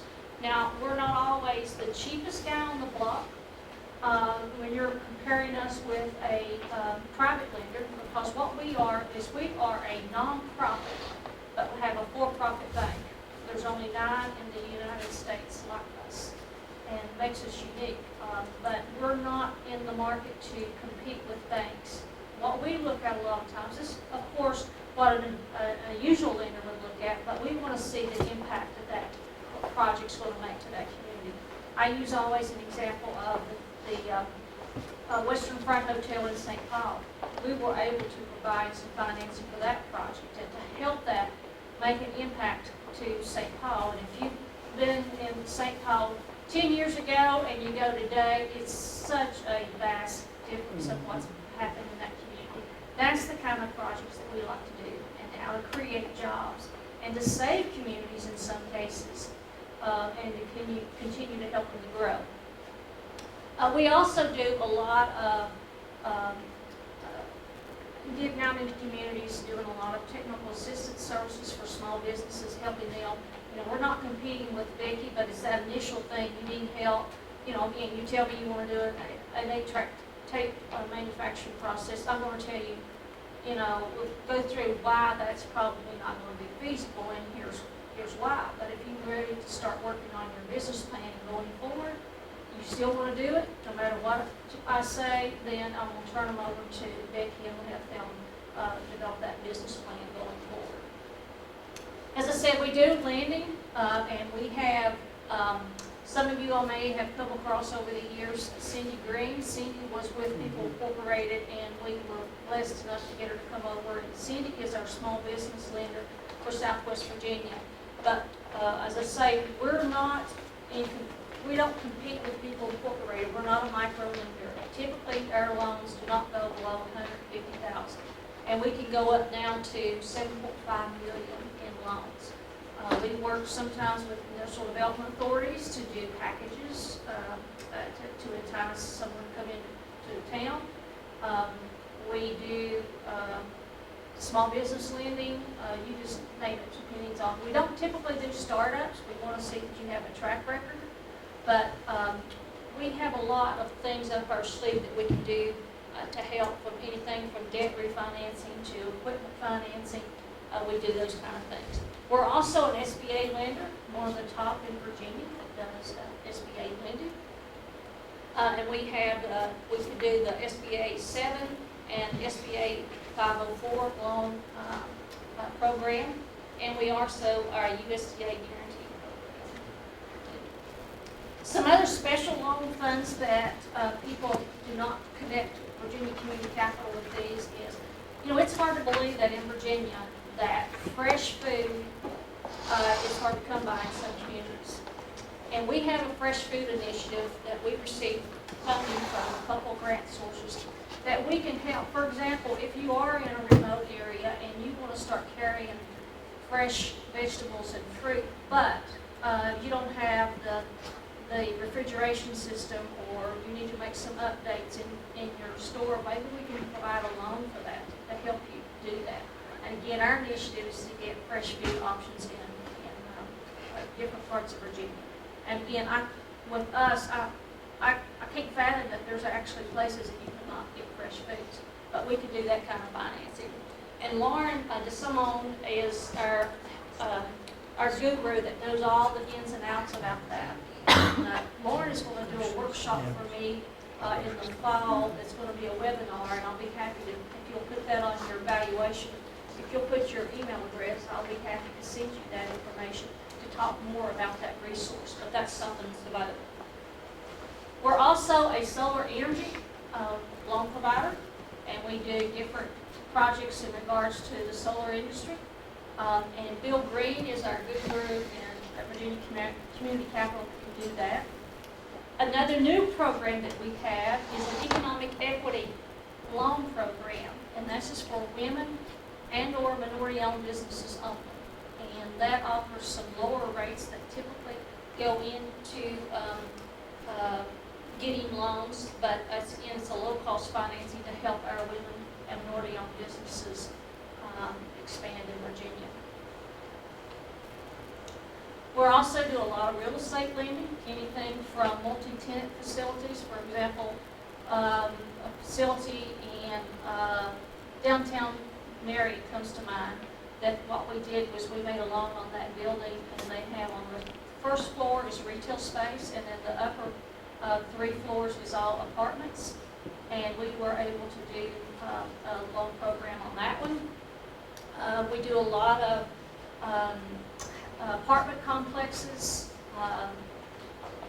just a variety of things in regards to real estate lending we have available. One of the things too on the impact part of Virginia Community Capital that I work in is we are out in communities.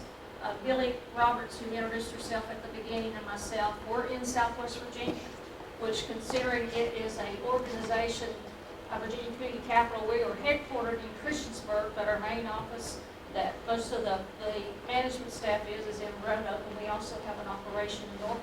But we have 4 people currently in Southwest Virginia now focused on this region, which is pretty substantial, and to me it shows their commitment to Southwest Virginia and this region to help. But I do a lot of workshops, and so does Billy, and there is a ton of information available that we do, but for example, every 3 weeks or every 2 weeks, we do a program called New Knowledge that I partner with the Virginia Highlands Small Business Incubator and Washington County Chamber of Commerce and the town of Abington, that we do workshops on everything you can think of. It's how to set up QuickBooks. We had a 4-session series that we finished up in May, that everything from how do you get started on QuickBooks to how you do your invoicing, how you do your reconciliation, and all of that we've done. We also have done projects or workshops on using social media platforms, cybersecurity.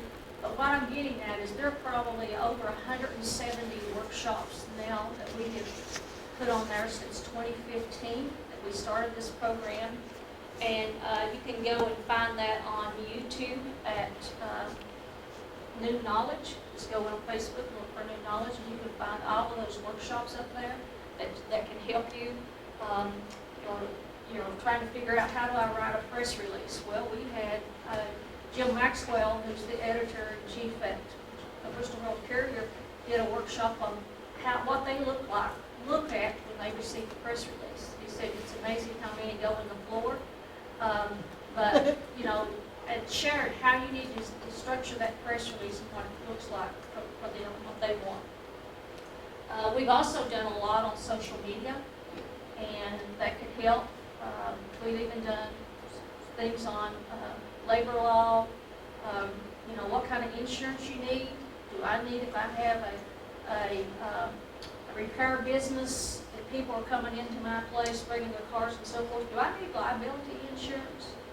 How much do I need? That type of thing, which you know all about that, and you've got a great resource right here that can help you. But that information is available for you. Some other resources in Virginia, again, I said at the beginning, what we want to do is share things that are available to you that you probably don't know that can help your business. Our friends at the Department of Housing and Community Development, they don't just do housing, they do a lot of other things. For example, they manage all of the Virginia Main Street programs, they manage the Enterprise Zone programs in Virginia that all have incentives. They have a small business resiliency fund. They also, I think you participated in the Big Stone Gap. Yes, the Big Stone Gap Business Challenge that took place in April, May? February. Oh, February. Yeah, y'all were doing it at the same time we were doing it in Washington County. But that's done, that program, communities can get grant money to do that and have prize money to give out.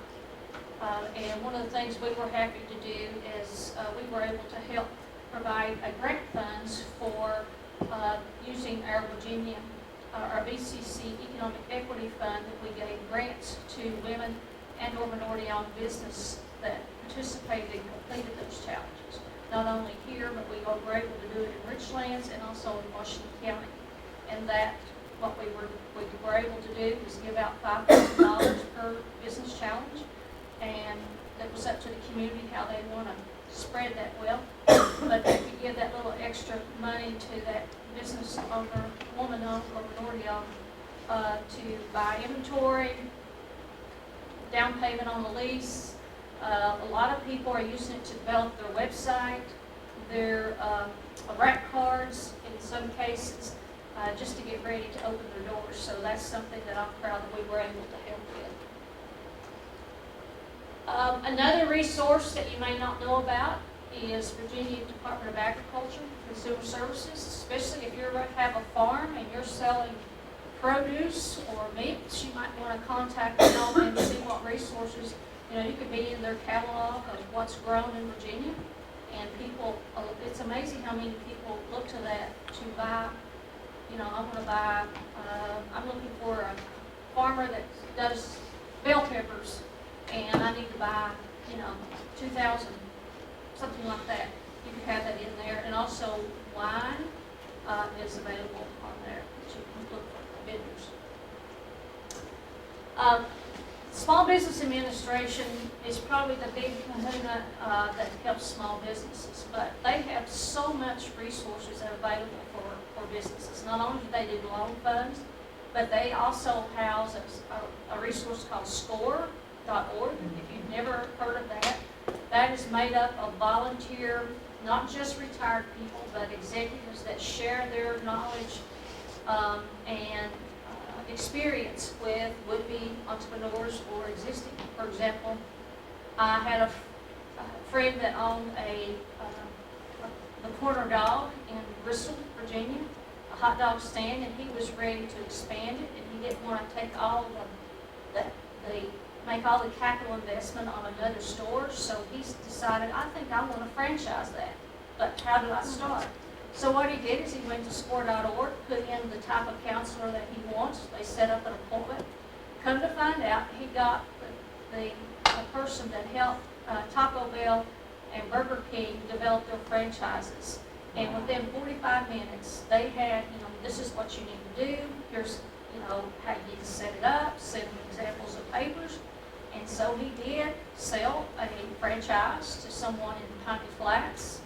And they ended up buying the whole operation from him, and he was able to sell out a year later. So when you're looking at expanding or growing your business, there's a lot of resources. Also, if you're looking at starting or developing your business plan, you can find examples on SCORE.org. That, you know, depending on the type of business that you're doing, there's somebody out there that can share that resource. So I want to bring that up. There's a lot available in addition to their loan funds. Now, as a business owner, accessing new markets of opportunity is always a struggle. Where do I look? Have you ever considered selling to the Commonwealth of Virginia? You You know, the Commonwealth of Virginia purchases about $7 billion annually in goods and services. Actually, it's gone up to 8.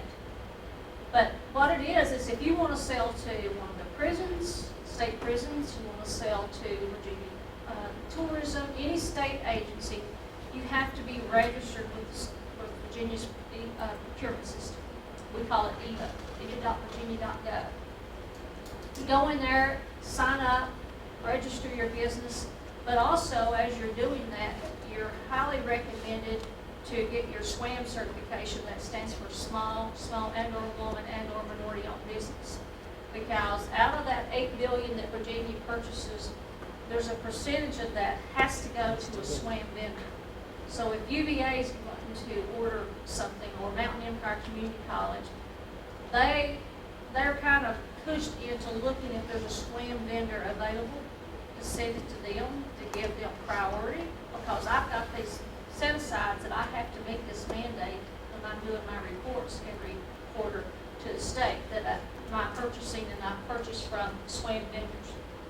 But one of the things that people don't understand that is beneficial there is on that website, there is a wealth of marketing intelligence that you can get to. Again, having a blank sheet of paper to figure out how am I going to contact or find people, you can go on there and run a spin report, and I can tell you every business in Lee County that sold something to the Commonwealth in the past 6 months or a year.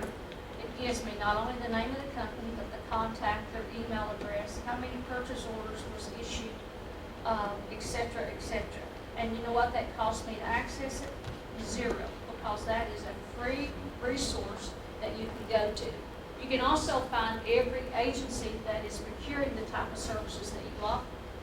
For example, if you all want to provide do vendor services, that someone's having a meeting, a reception, and they want to buy so many pastries and have coffee delivered, then you can be on there, and you can possibly, if it's a state agency, win an order. It's not something that you would set up a whole business around, but I did have a small business owner, woman on, that did set up a business, moved to Bristol, and said, what could I get into? I want to do something. And I said, well, have you ever thought about selling to the state? What are you talking about? So I showed her, run reports and showed her how the system worked, helped her get registered on the system. And now she has no inventory, but she has 3 other staff people, and all they do is respond to bids in Virginia. She's located in Bristol. If someone put a bid out for 5,000 cases of water, she gets online, finds a vendor. All she's doing is selling that, having that direct shipped to that agency, and she's got a business. And I've not seen her for 3.5 years, but the 2 previous years, she was doing about $1 million in sales to the Commonwealth, and that's all she's focused on, working in her basement of her house. So I know that there's opportunities, but there's someone that's saying, what kind of business should I start? Go see what people are selling, what the state's doing. There's always opportunities out there. Has anybody ever heard of this and use it? I do not. We have to. I'm not saying people back me up, you do have to, but it's something you need to look at. It's not like it's going to be, not everybody's going to be like the lady I spoke about, but it could be something that's going to pay that electric bill for the month. You know, it's something extra. You always go looking for new markets. It's just like when Becky drives a state vehicle, well, she's got to go somewhere that is certified and set up to do the inspection stickers, or to get it serviced and so forth. So the possibilities, you think about a campus like Virginia Tech, that's a mini city, so they're buying everything you need to look at. Someone that can also help you and look at federal markets, I told you about the $8 billion market in just Virginia. Well, imagine the federal government and what they're procuring. And a group that can help you navigate the federal system is PTAC, is Procurement Technical Assistance Center, and they are also an SBA program, is that correct? And they can help you navigate on selling to federal government. And now you've got that federal prison in Lee County, something you might want to look into, if that's something you want to look at. Is this information all in here, or it's not in here? It's not, it's on the PowerPoint, or I can send you anything you need specific. Okay. Just put it on that survey sheet and give it to me, and I'll be happy to send it to you. Now, talking about another opportunity, has anybody heard that we've got something that's opened up in Bristol? Hard Rock Casino. Well, there is talking about a mini city. That brings a whole other opportunity.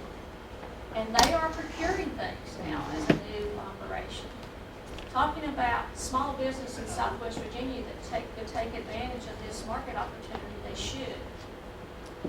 This is just from their website, and that's probably 2 months ago, of the various things that they're procuring. Could be a friend of mine sells promotional products.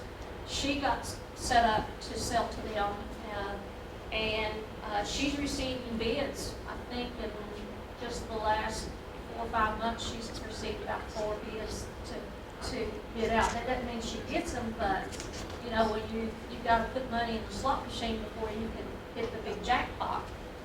But that's something you need to look at as a way. Now, one thing I'm learning, if you want to sell to the casino, you have to be a registered vendor with the Virginia lottery system. Really? Yes. And you have to be certified through Hard Rock. But once you get that certification, especially with the Hard Rock, you can sell to other Hard Rock locations. You all heard of Cranberry Lane or Southern Churn? Well, Karen's Fudge has been in Florida, Hard Rock, Ohio, and there's another one that I cannot think of, that her fudge from downtown Bristol has been going into those Hard Rocks, and now is in the Bristol one. So you have that opportunity. And talking about Virginia Lottery, there are 3 other casinos that are going to be opened up in Virginia over the next 2 years. There's another resource that you can sell to. So again, looking for new markets, there's something that you need to look at. And we're in the planning stages right now, but we're hoping to have a pitch contest as another way to support the casino is for women and minority-owned businesses. I've got $50,000, and I want to do a pitch contest for potential vendors to support the casino. And we're going to do that in the fall, and we'll have five $10,000 awards. Sorry, I got chemo fog sometimes, and I'm dealing with it, but I'll get there. But that's where you go in, you do the 3-minute pitch, you record that pitch, you put that up with your application, you'll have judges to review that, talk about your products, what you have to offer, and hopefully we can have some businesses selling to the Hard Rock Casino next year. But again, looking for new markets, I want to share that with you. Some other resources when you start that business, especially if you're working with Becky, she's going to say you need to get a tax ID. Well, you go to the Department of Taxation to do that. If you start hiring employees, when you have 3 or more, you need to be registered with the Virginia Employment Commission. And you've got to set up with unemployment insurance tax. For food-related businesses and agriculture, if you've not met or talked to the Virginia Extension Service, they have a great resource too. For example, as you grow and you have a special product and you want to look at, I want to put the dietitian or about the ingredients and the benefits and so forth, well, they can help you do that research on that product.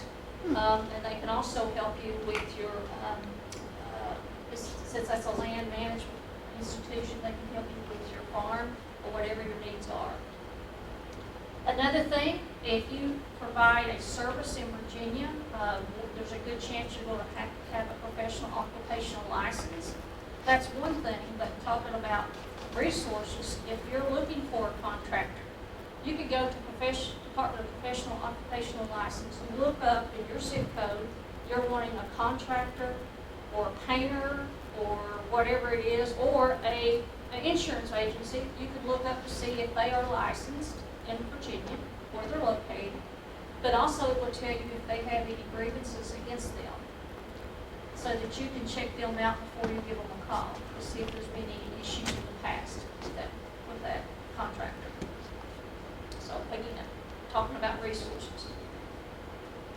This is my contact information, and you've got my card there, but also we've got Billy Roberts. Billy's out of Bluefield and is helping at Virginia Community Capital to provide services to small businesses. So we're here to help.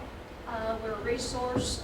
As I mentioned at the opening, I've been in economic, community, and small business development for over 30 years. I started in kindergarten. And the Lord had me do a hair change the past year, but we're here to help. And if anybody can tell you I'm passionate about helping small businesses in Southwest Virginia. I don't want to get emotional, but in my darkest time last year, for the chemo, I said, I want to bring up this program again and make my partners if the Lord brought me to it. So it's every time we do an Entrepreneur Express now, it's emotional because He got me through that far. And I'm a very blessed woman, and hopefully the last test will be, He'll continue to bless me. I'm sorry I didn't mean to get off of that, but It's good. it's right and on the other side. Anybody have any questions for me or any of the presenters today? Did I lie and tell you at the beginning that we weren't covering a lot and throwing a lot at you? Did you learn anything new that you didn't know? Okay, that's the most important part. We're here to help you, and also these other service providers in the room. We're here to help you. We want to see you be successful because we're all invested. We all live here in Southwest Virginia, so we are invested in you, and we want to make sure that you're successful. So if at any time you need anything, no question is too crazy, but you'll know about me.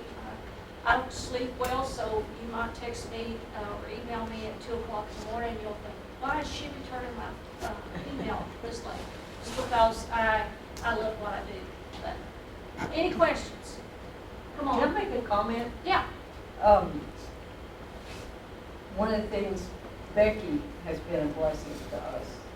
And unfortunately, my sister's not here today. But one of the biggest opportunities for you all just to tell you, when you start a project like what we're doing, and I'm sure what she's done, you feel like you're out there by yourself. And you fight so many battles, and you don't know how to overcome them. And finding the resources that you all have and that you're in every day is just amazing, because we sometimes, you feel like you're hitting a brick wall constantly to the point that you want to quit, and you take younger people. I mean, I owned a business for 25 years and thought I was in my retirement years traveling and doing what I want to do. But sometimes God kind of changes your perspective and what you feel like you need to do for your community. But I just want to say thank you all for what you do, and that any support you can give or just encourage our small businesses that are trying to get started. And and I know because I help with franchises and all that, and you're like, the 8-track deal, you're just like, that ain't gonna work, And when you do get an idea, and you all know it, you've been around it, I know Becky is, because she's very, very sharp on this stuff. But to have the help to do business plans and like the financial part of it, I mean, I know whether I can make it or not, but you all have to know that I can make it or not. So just thank you all from the bottom of our heart, and I'm sure you feel the same way, to help us out in every turn we have, because as we say, Melissa and I constantly say, it takes a village. Because when we get through this, it's gonna be the whole community. It's not about my sister and I. It literally does take the whole community to do it. And that's why teamwork doesn't have an I in it. It is about, Exactly. and that's what makes the community. And that's exactly why this program started in 2006. Is I had been in economic and community development for over 15 years, and I was ready for a change. So when I came to work for, at the time, it was the Department of Business Assistance for the state, helping small businesses, well, not small businesses, but businesses of all sizes in Virginia. When I started, I went around to communities, and I started learning about all these programs and resources available. See, I've been in it for 15 years. And I didn't know some of this stuff, and I got excited, but then I got mad, and I thinking, well, if I didn't know that it was available, then the folks like you had no idea that it's available. So I said, hey guys, let's put a program together. And a number of there were nobody else that was with me at the time are still in it, but I said, let's go together and work together, go into an area, do a workshop, share what's out there. We used to have we had it bigger at that time. We would have a resource table and people could go around and so forth. But it's to share those resources because believe me, I really feel that Virginia has so much to offer for businesses, but it does no good. And you're already invested in them and through your tax dollars. So you should be taking advantage of the opportunities that are available. So that's why we did it.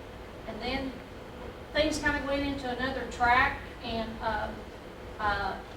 we decided we would want to do other things at that time, and then I just felt like there's a need, just like today, the resource that Becky announced that they're starting, there's more there's so much opportunities now that's been brought from state and federal resources. There's a lot of funding available in Southwest Virginia right now. This is when we should be out sharing what's available. So that's what we're doing today. Sandy, if I could also, we've got our heartofappalachia.com website, which would be good to go on if you'd like to go on and just kind of see what everything that we do.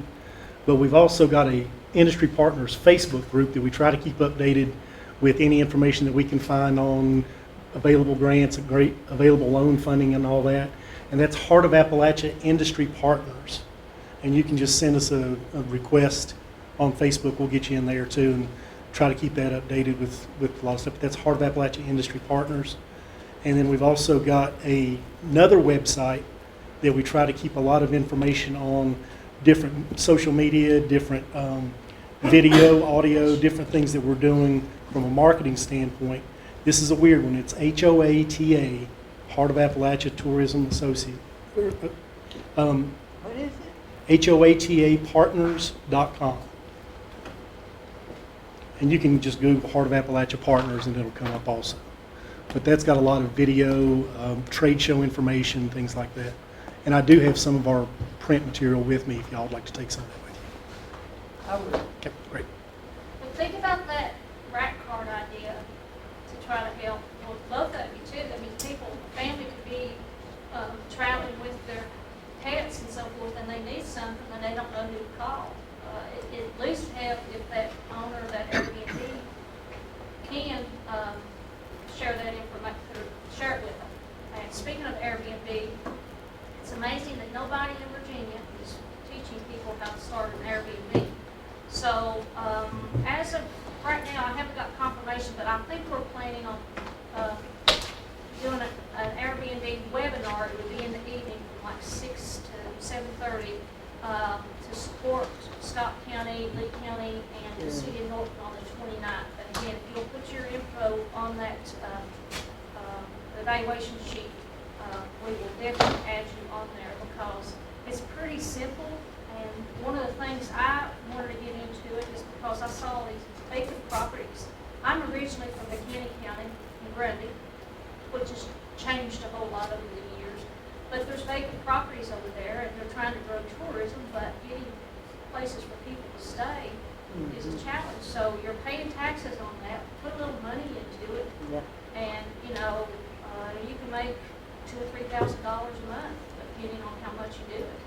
You know, I guess Eagle Lake is a great example in Mendota, in a very remote area. She has an Airbnb and it stays booked all the time. Same way with Rita Surratt in Dickinson County, Clintwood. She has an Airbnb. So there's a market here, and we want to try to teach others of how to access that and use that as an additional income. And I know people that just buy properties and that's all they're doing 24/7 is running Airbnbs. We have a lady who's got 2 in Dryden down in Lee County, and she's full all the time. Just make sure you get the right insurance. Yeah. Yep. Get the right insurance. That's right, that's why you go through You would be that. surprised the people that forget that, like, portion of it. But I said it on the Wise County webinar that you did for Wise County, and it's very informative. Thank you. Thanks With for the the- plug. She wasn't paid. With the casino opening, I've seen a Yeah. rise in interest of people opening Airbnbs. Well, and I've said too, Becky and I've even talked about it, is people are coming to the casino, they might not want to stay there, they might want to stay off somewhere, but also think about it, if you've got outdoor adventure, you could put packages together, if you got a van, you could go pick people up at the casino some morning, take them down to Clinch, kayaking, and then bring them back, and they can do the show in the evening, and of course, put a lot of money in slot machines and so forth, so, the casino, I think, is going to be a deal changer for Southwest Virginia in so many ways, and it's already in the first 2 weeks, they'd already spent $6,000+ in taxes that, you know, those are split. All of the revenue taxes come between all the counties within the, The VDOT Bristol districts, Yeah. Whitfield and, Lee County just got 14,000 yeah, the first month. yeah. That's great, they need it. well, see, that's And it great saves too, tax. I mean, it's for everybody, and that's why we need to support them. Yeah. That's why we're wanting to do a It's pitch contest to help them. Any other questions? Speak now, forever hold your peace. We're here to help. You've got a list of all of our contact information too. There's no reason why you need to, you're not alone on this island by yourself. You've got people here to help you, and that's what we want to do. Yes, I ma'am. have a question. Yeah. Do you remember years ago, I don't know, I don't think you were here then, when we did that entrepreneur workshop in Lebanon and people came around? And, do you remember that? Yeah, the UVA was, were you there then? It was, It was the big, so was you talking about the super, Are you the talking, the you're big talking one? about the, was that a at- pitch the contest Russell too? County? Or it was kind of a resource fair or something It like was, that? it was a resource fair, but see, I mean, I would like to have entrepreneurs be able to come to me in Scott County and let me tell them what I need. I need an outfitter. I need more Airbnbs because I don't have, and, you know, I have the documentation to back it all up now, thanks to Virginia Tourism, but I don't have restaurants.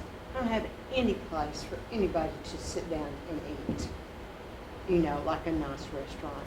So, you know, something like that would, if, you know, we could do that again, would be phenomenal.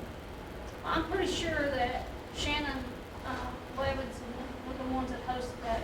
that was It was- kind of the beginning it of was- Opportunity Southwest Virginia before it became But I know they had Opportunity vendor Southwest tables. Yes. And then they also did workshops. They did workshops. That The was, old lady yeah. who comes through, I can remember that. it was a long It was, time. yeah, it was probably in the, It was when I first started. When I first started. At the Russell County Governmental Center. Yes. We did. Yes. I think that was probably about 2015, or probably about 2019, no, it would be that. I'm sorry, 2009. Yeah. We had someone living in it. I think I was just new with Scott County. Yeah, and it's been a long time. Yeah, it's been a long time. Well, when we have our next Opportunity Southwest Virginia meeting, we'll bring that up. Okay. Well, you can join in. Oh, okay.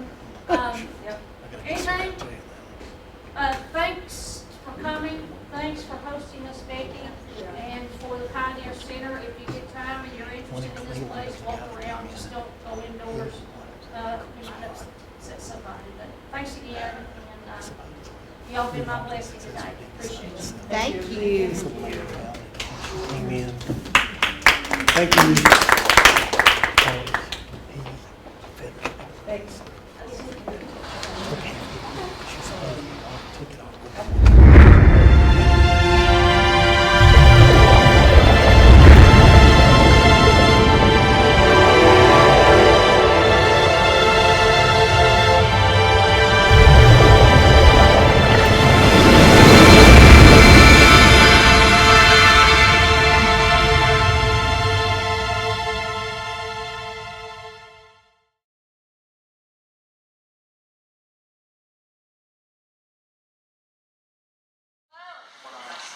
Let's go ahead and get started. So maybe the other folks will come in before, while we're doing the welcome and so forth. My name is Sandy Ratliff. I'm with Virginia Community Capital, and I want to welcome you to our Entrepreneur Express workshop. And this is a program that started in, I think, 2006 in Galax, Virginia. And we have been doing this as a collaborative to go around in communities to share the resources that are available for businesses getting started. We've got a full agenda today. I guess I better use this. That we want to cover, and we encourage you to please ask questions as we go forward. But first of all, everybody should have in front of you the agenda from today that you can follow along.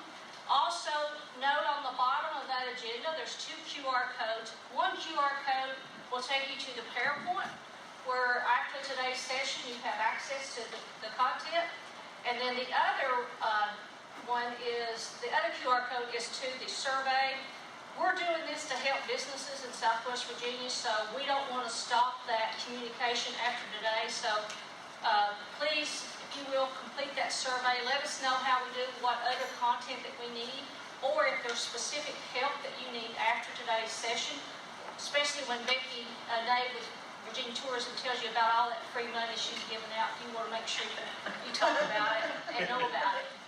But before we get started, you know who I am, and you'll learn more about our organization as we go forward. Some of you probably don't recognize me. I've made a little change in the last year through some health issues. So this is the new, not so improved Sandy, but I'm getting there one day at a time. But let's go around the room, introduce yourself, and if you want to do your 30-second elevator pitch, this is a good time to test it. So Tabitha, you don't scream at me, but would you start it off? Fill us off. Sure. My name is Tabitha Hibbets Greiger. I own Farmers Insurance in Norton, Virginia, and have a lot of budding entrepreneurs in our family. My oldest daughter just started Farfetch Grooming, and now we're doing boarding in Big Stone Gap. And she's got a couple of other siblings, hopefully following after her. We've always preached to our kids to come back and start the opportunities that they wish they'd had or seen when they were younger. And so we're really proud of how much our kids are trying to get involved in their community. Okay, cool. I'm Jan Brown. I'm from the lower end of Lee County. My sister and I who can't be here today. She's in the middle of breeding sheep today and tomorrow. But she and I are in the process, if we can ever get it with the help of Becky over there. Whistle Pig Country Store, coffee shop and deli, which is much needed in that end of the county. If you've ever been down there, we moved back after retiring and got this wild hair that we needed in our community. So it's community driven. Whistle Pig is an Appalachian name for groundhog. And it's something we think that community needs. So we're trying to get that up and running. But it's been a very difficult process with permits and architect, and we don't have sewer down there, so trying to do septic, and it's been a challenge, but we're looking forward to it. You can follow us on Whistle Pig Country Store on Facebook. We're trying to also we did a farmer's market a couple weeks ago and had over 400 people show up. We were thrilled. We thought, we weren't sure we'd have anybody show up. So we're doing another one October the 8th. And so if you're interested, you'd be more than happy to come down and meet with us. And as we said, sit a spell. I'm Chris Nealis. I'm the behind-the-scenes support note-taker for this operation. Does it pay good? Oh, yeah. I expect to get all the coffee I can drink. Okay, good. I'm Pam Cox, I'm the Director of Tourism for Scott County here. Yeah, I'm Joe Morton. I'm the Business Development Director for Heart of Appalachia Tourism Authority. We're a state tourism authority that represents the westernmost part of the state of Virginia. And they have a lot of resources and And luckily, we've got Sandy and Becky and everybody to send you all to too. So this should be a great event. thank you.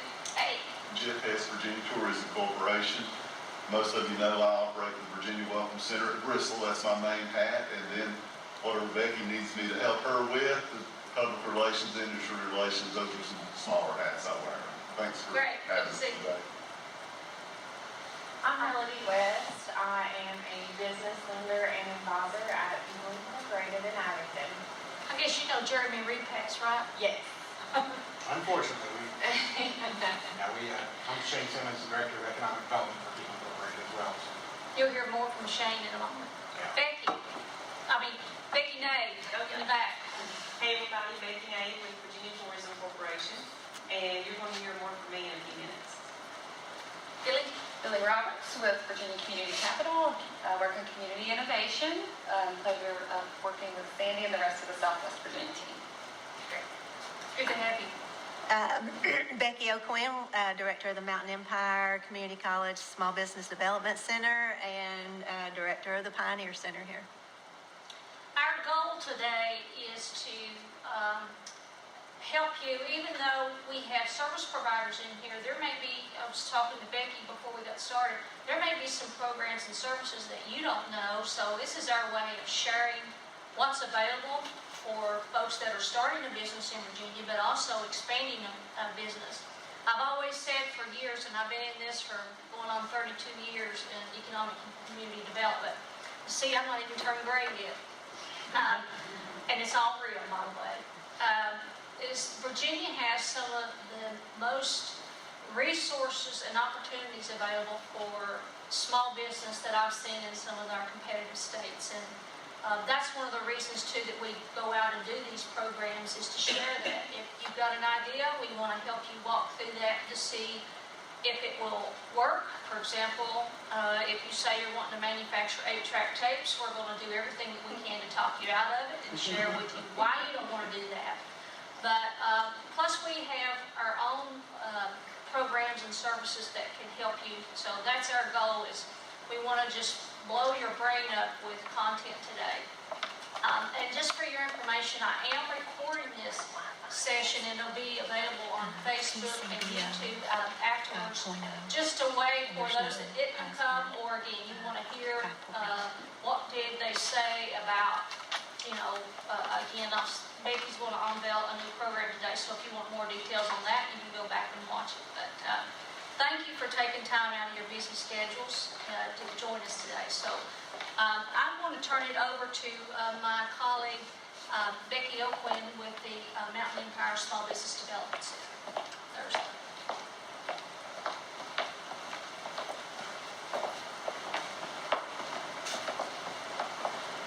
Well, I know most of you know me, so I'm going to be pretty informal today. And plus, I've worked with Tabitha and with Jan on their businesses. But the Small Business Development Center works with small businesses every day to help you get your business started, to talk about what your business idea is.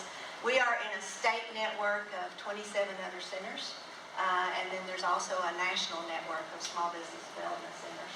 So that gives us a good network of resources to depend on as well.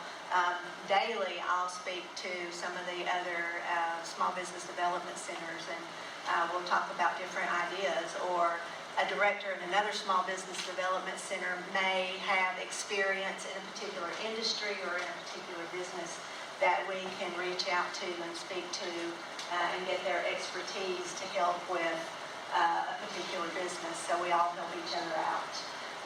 The Small Business Development Centers are partially funded by the Small Business Administration.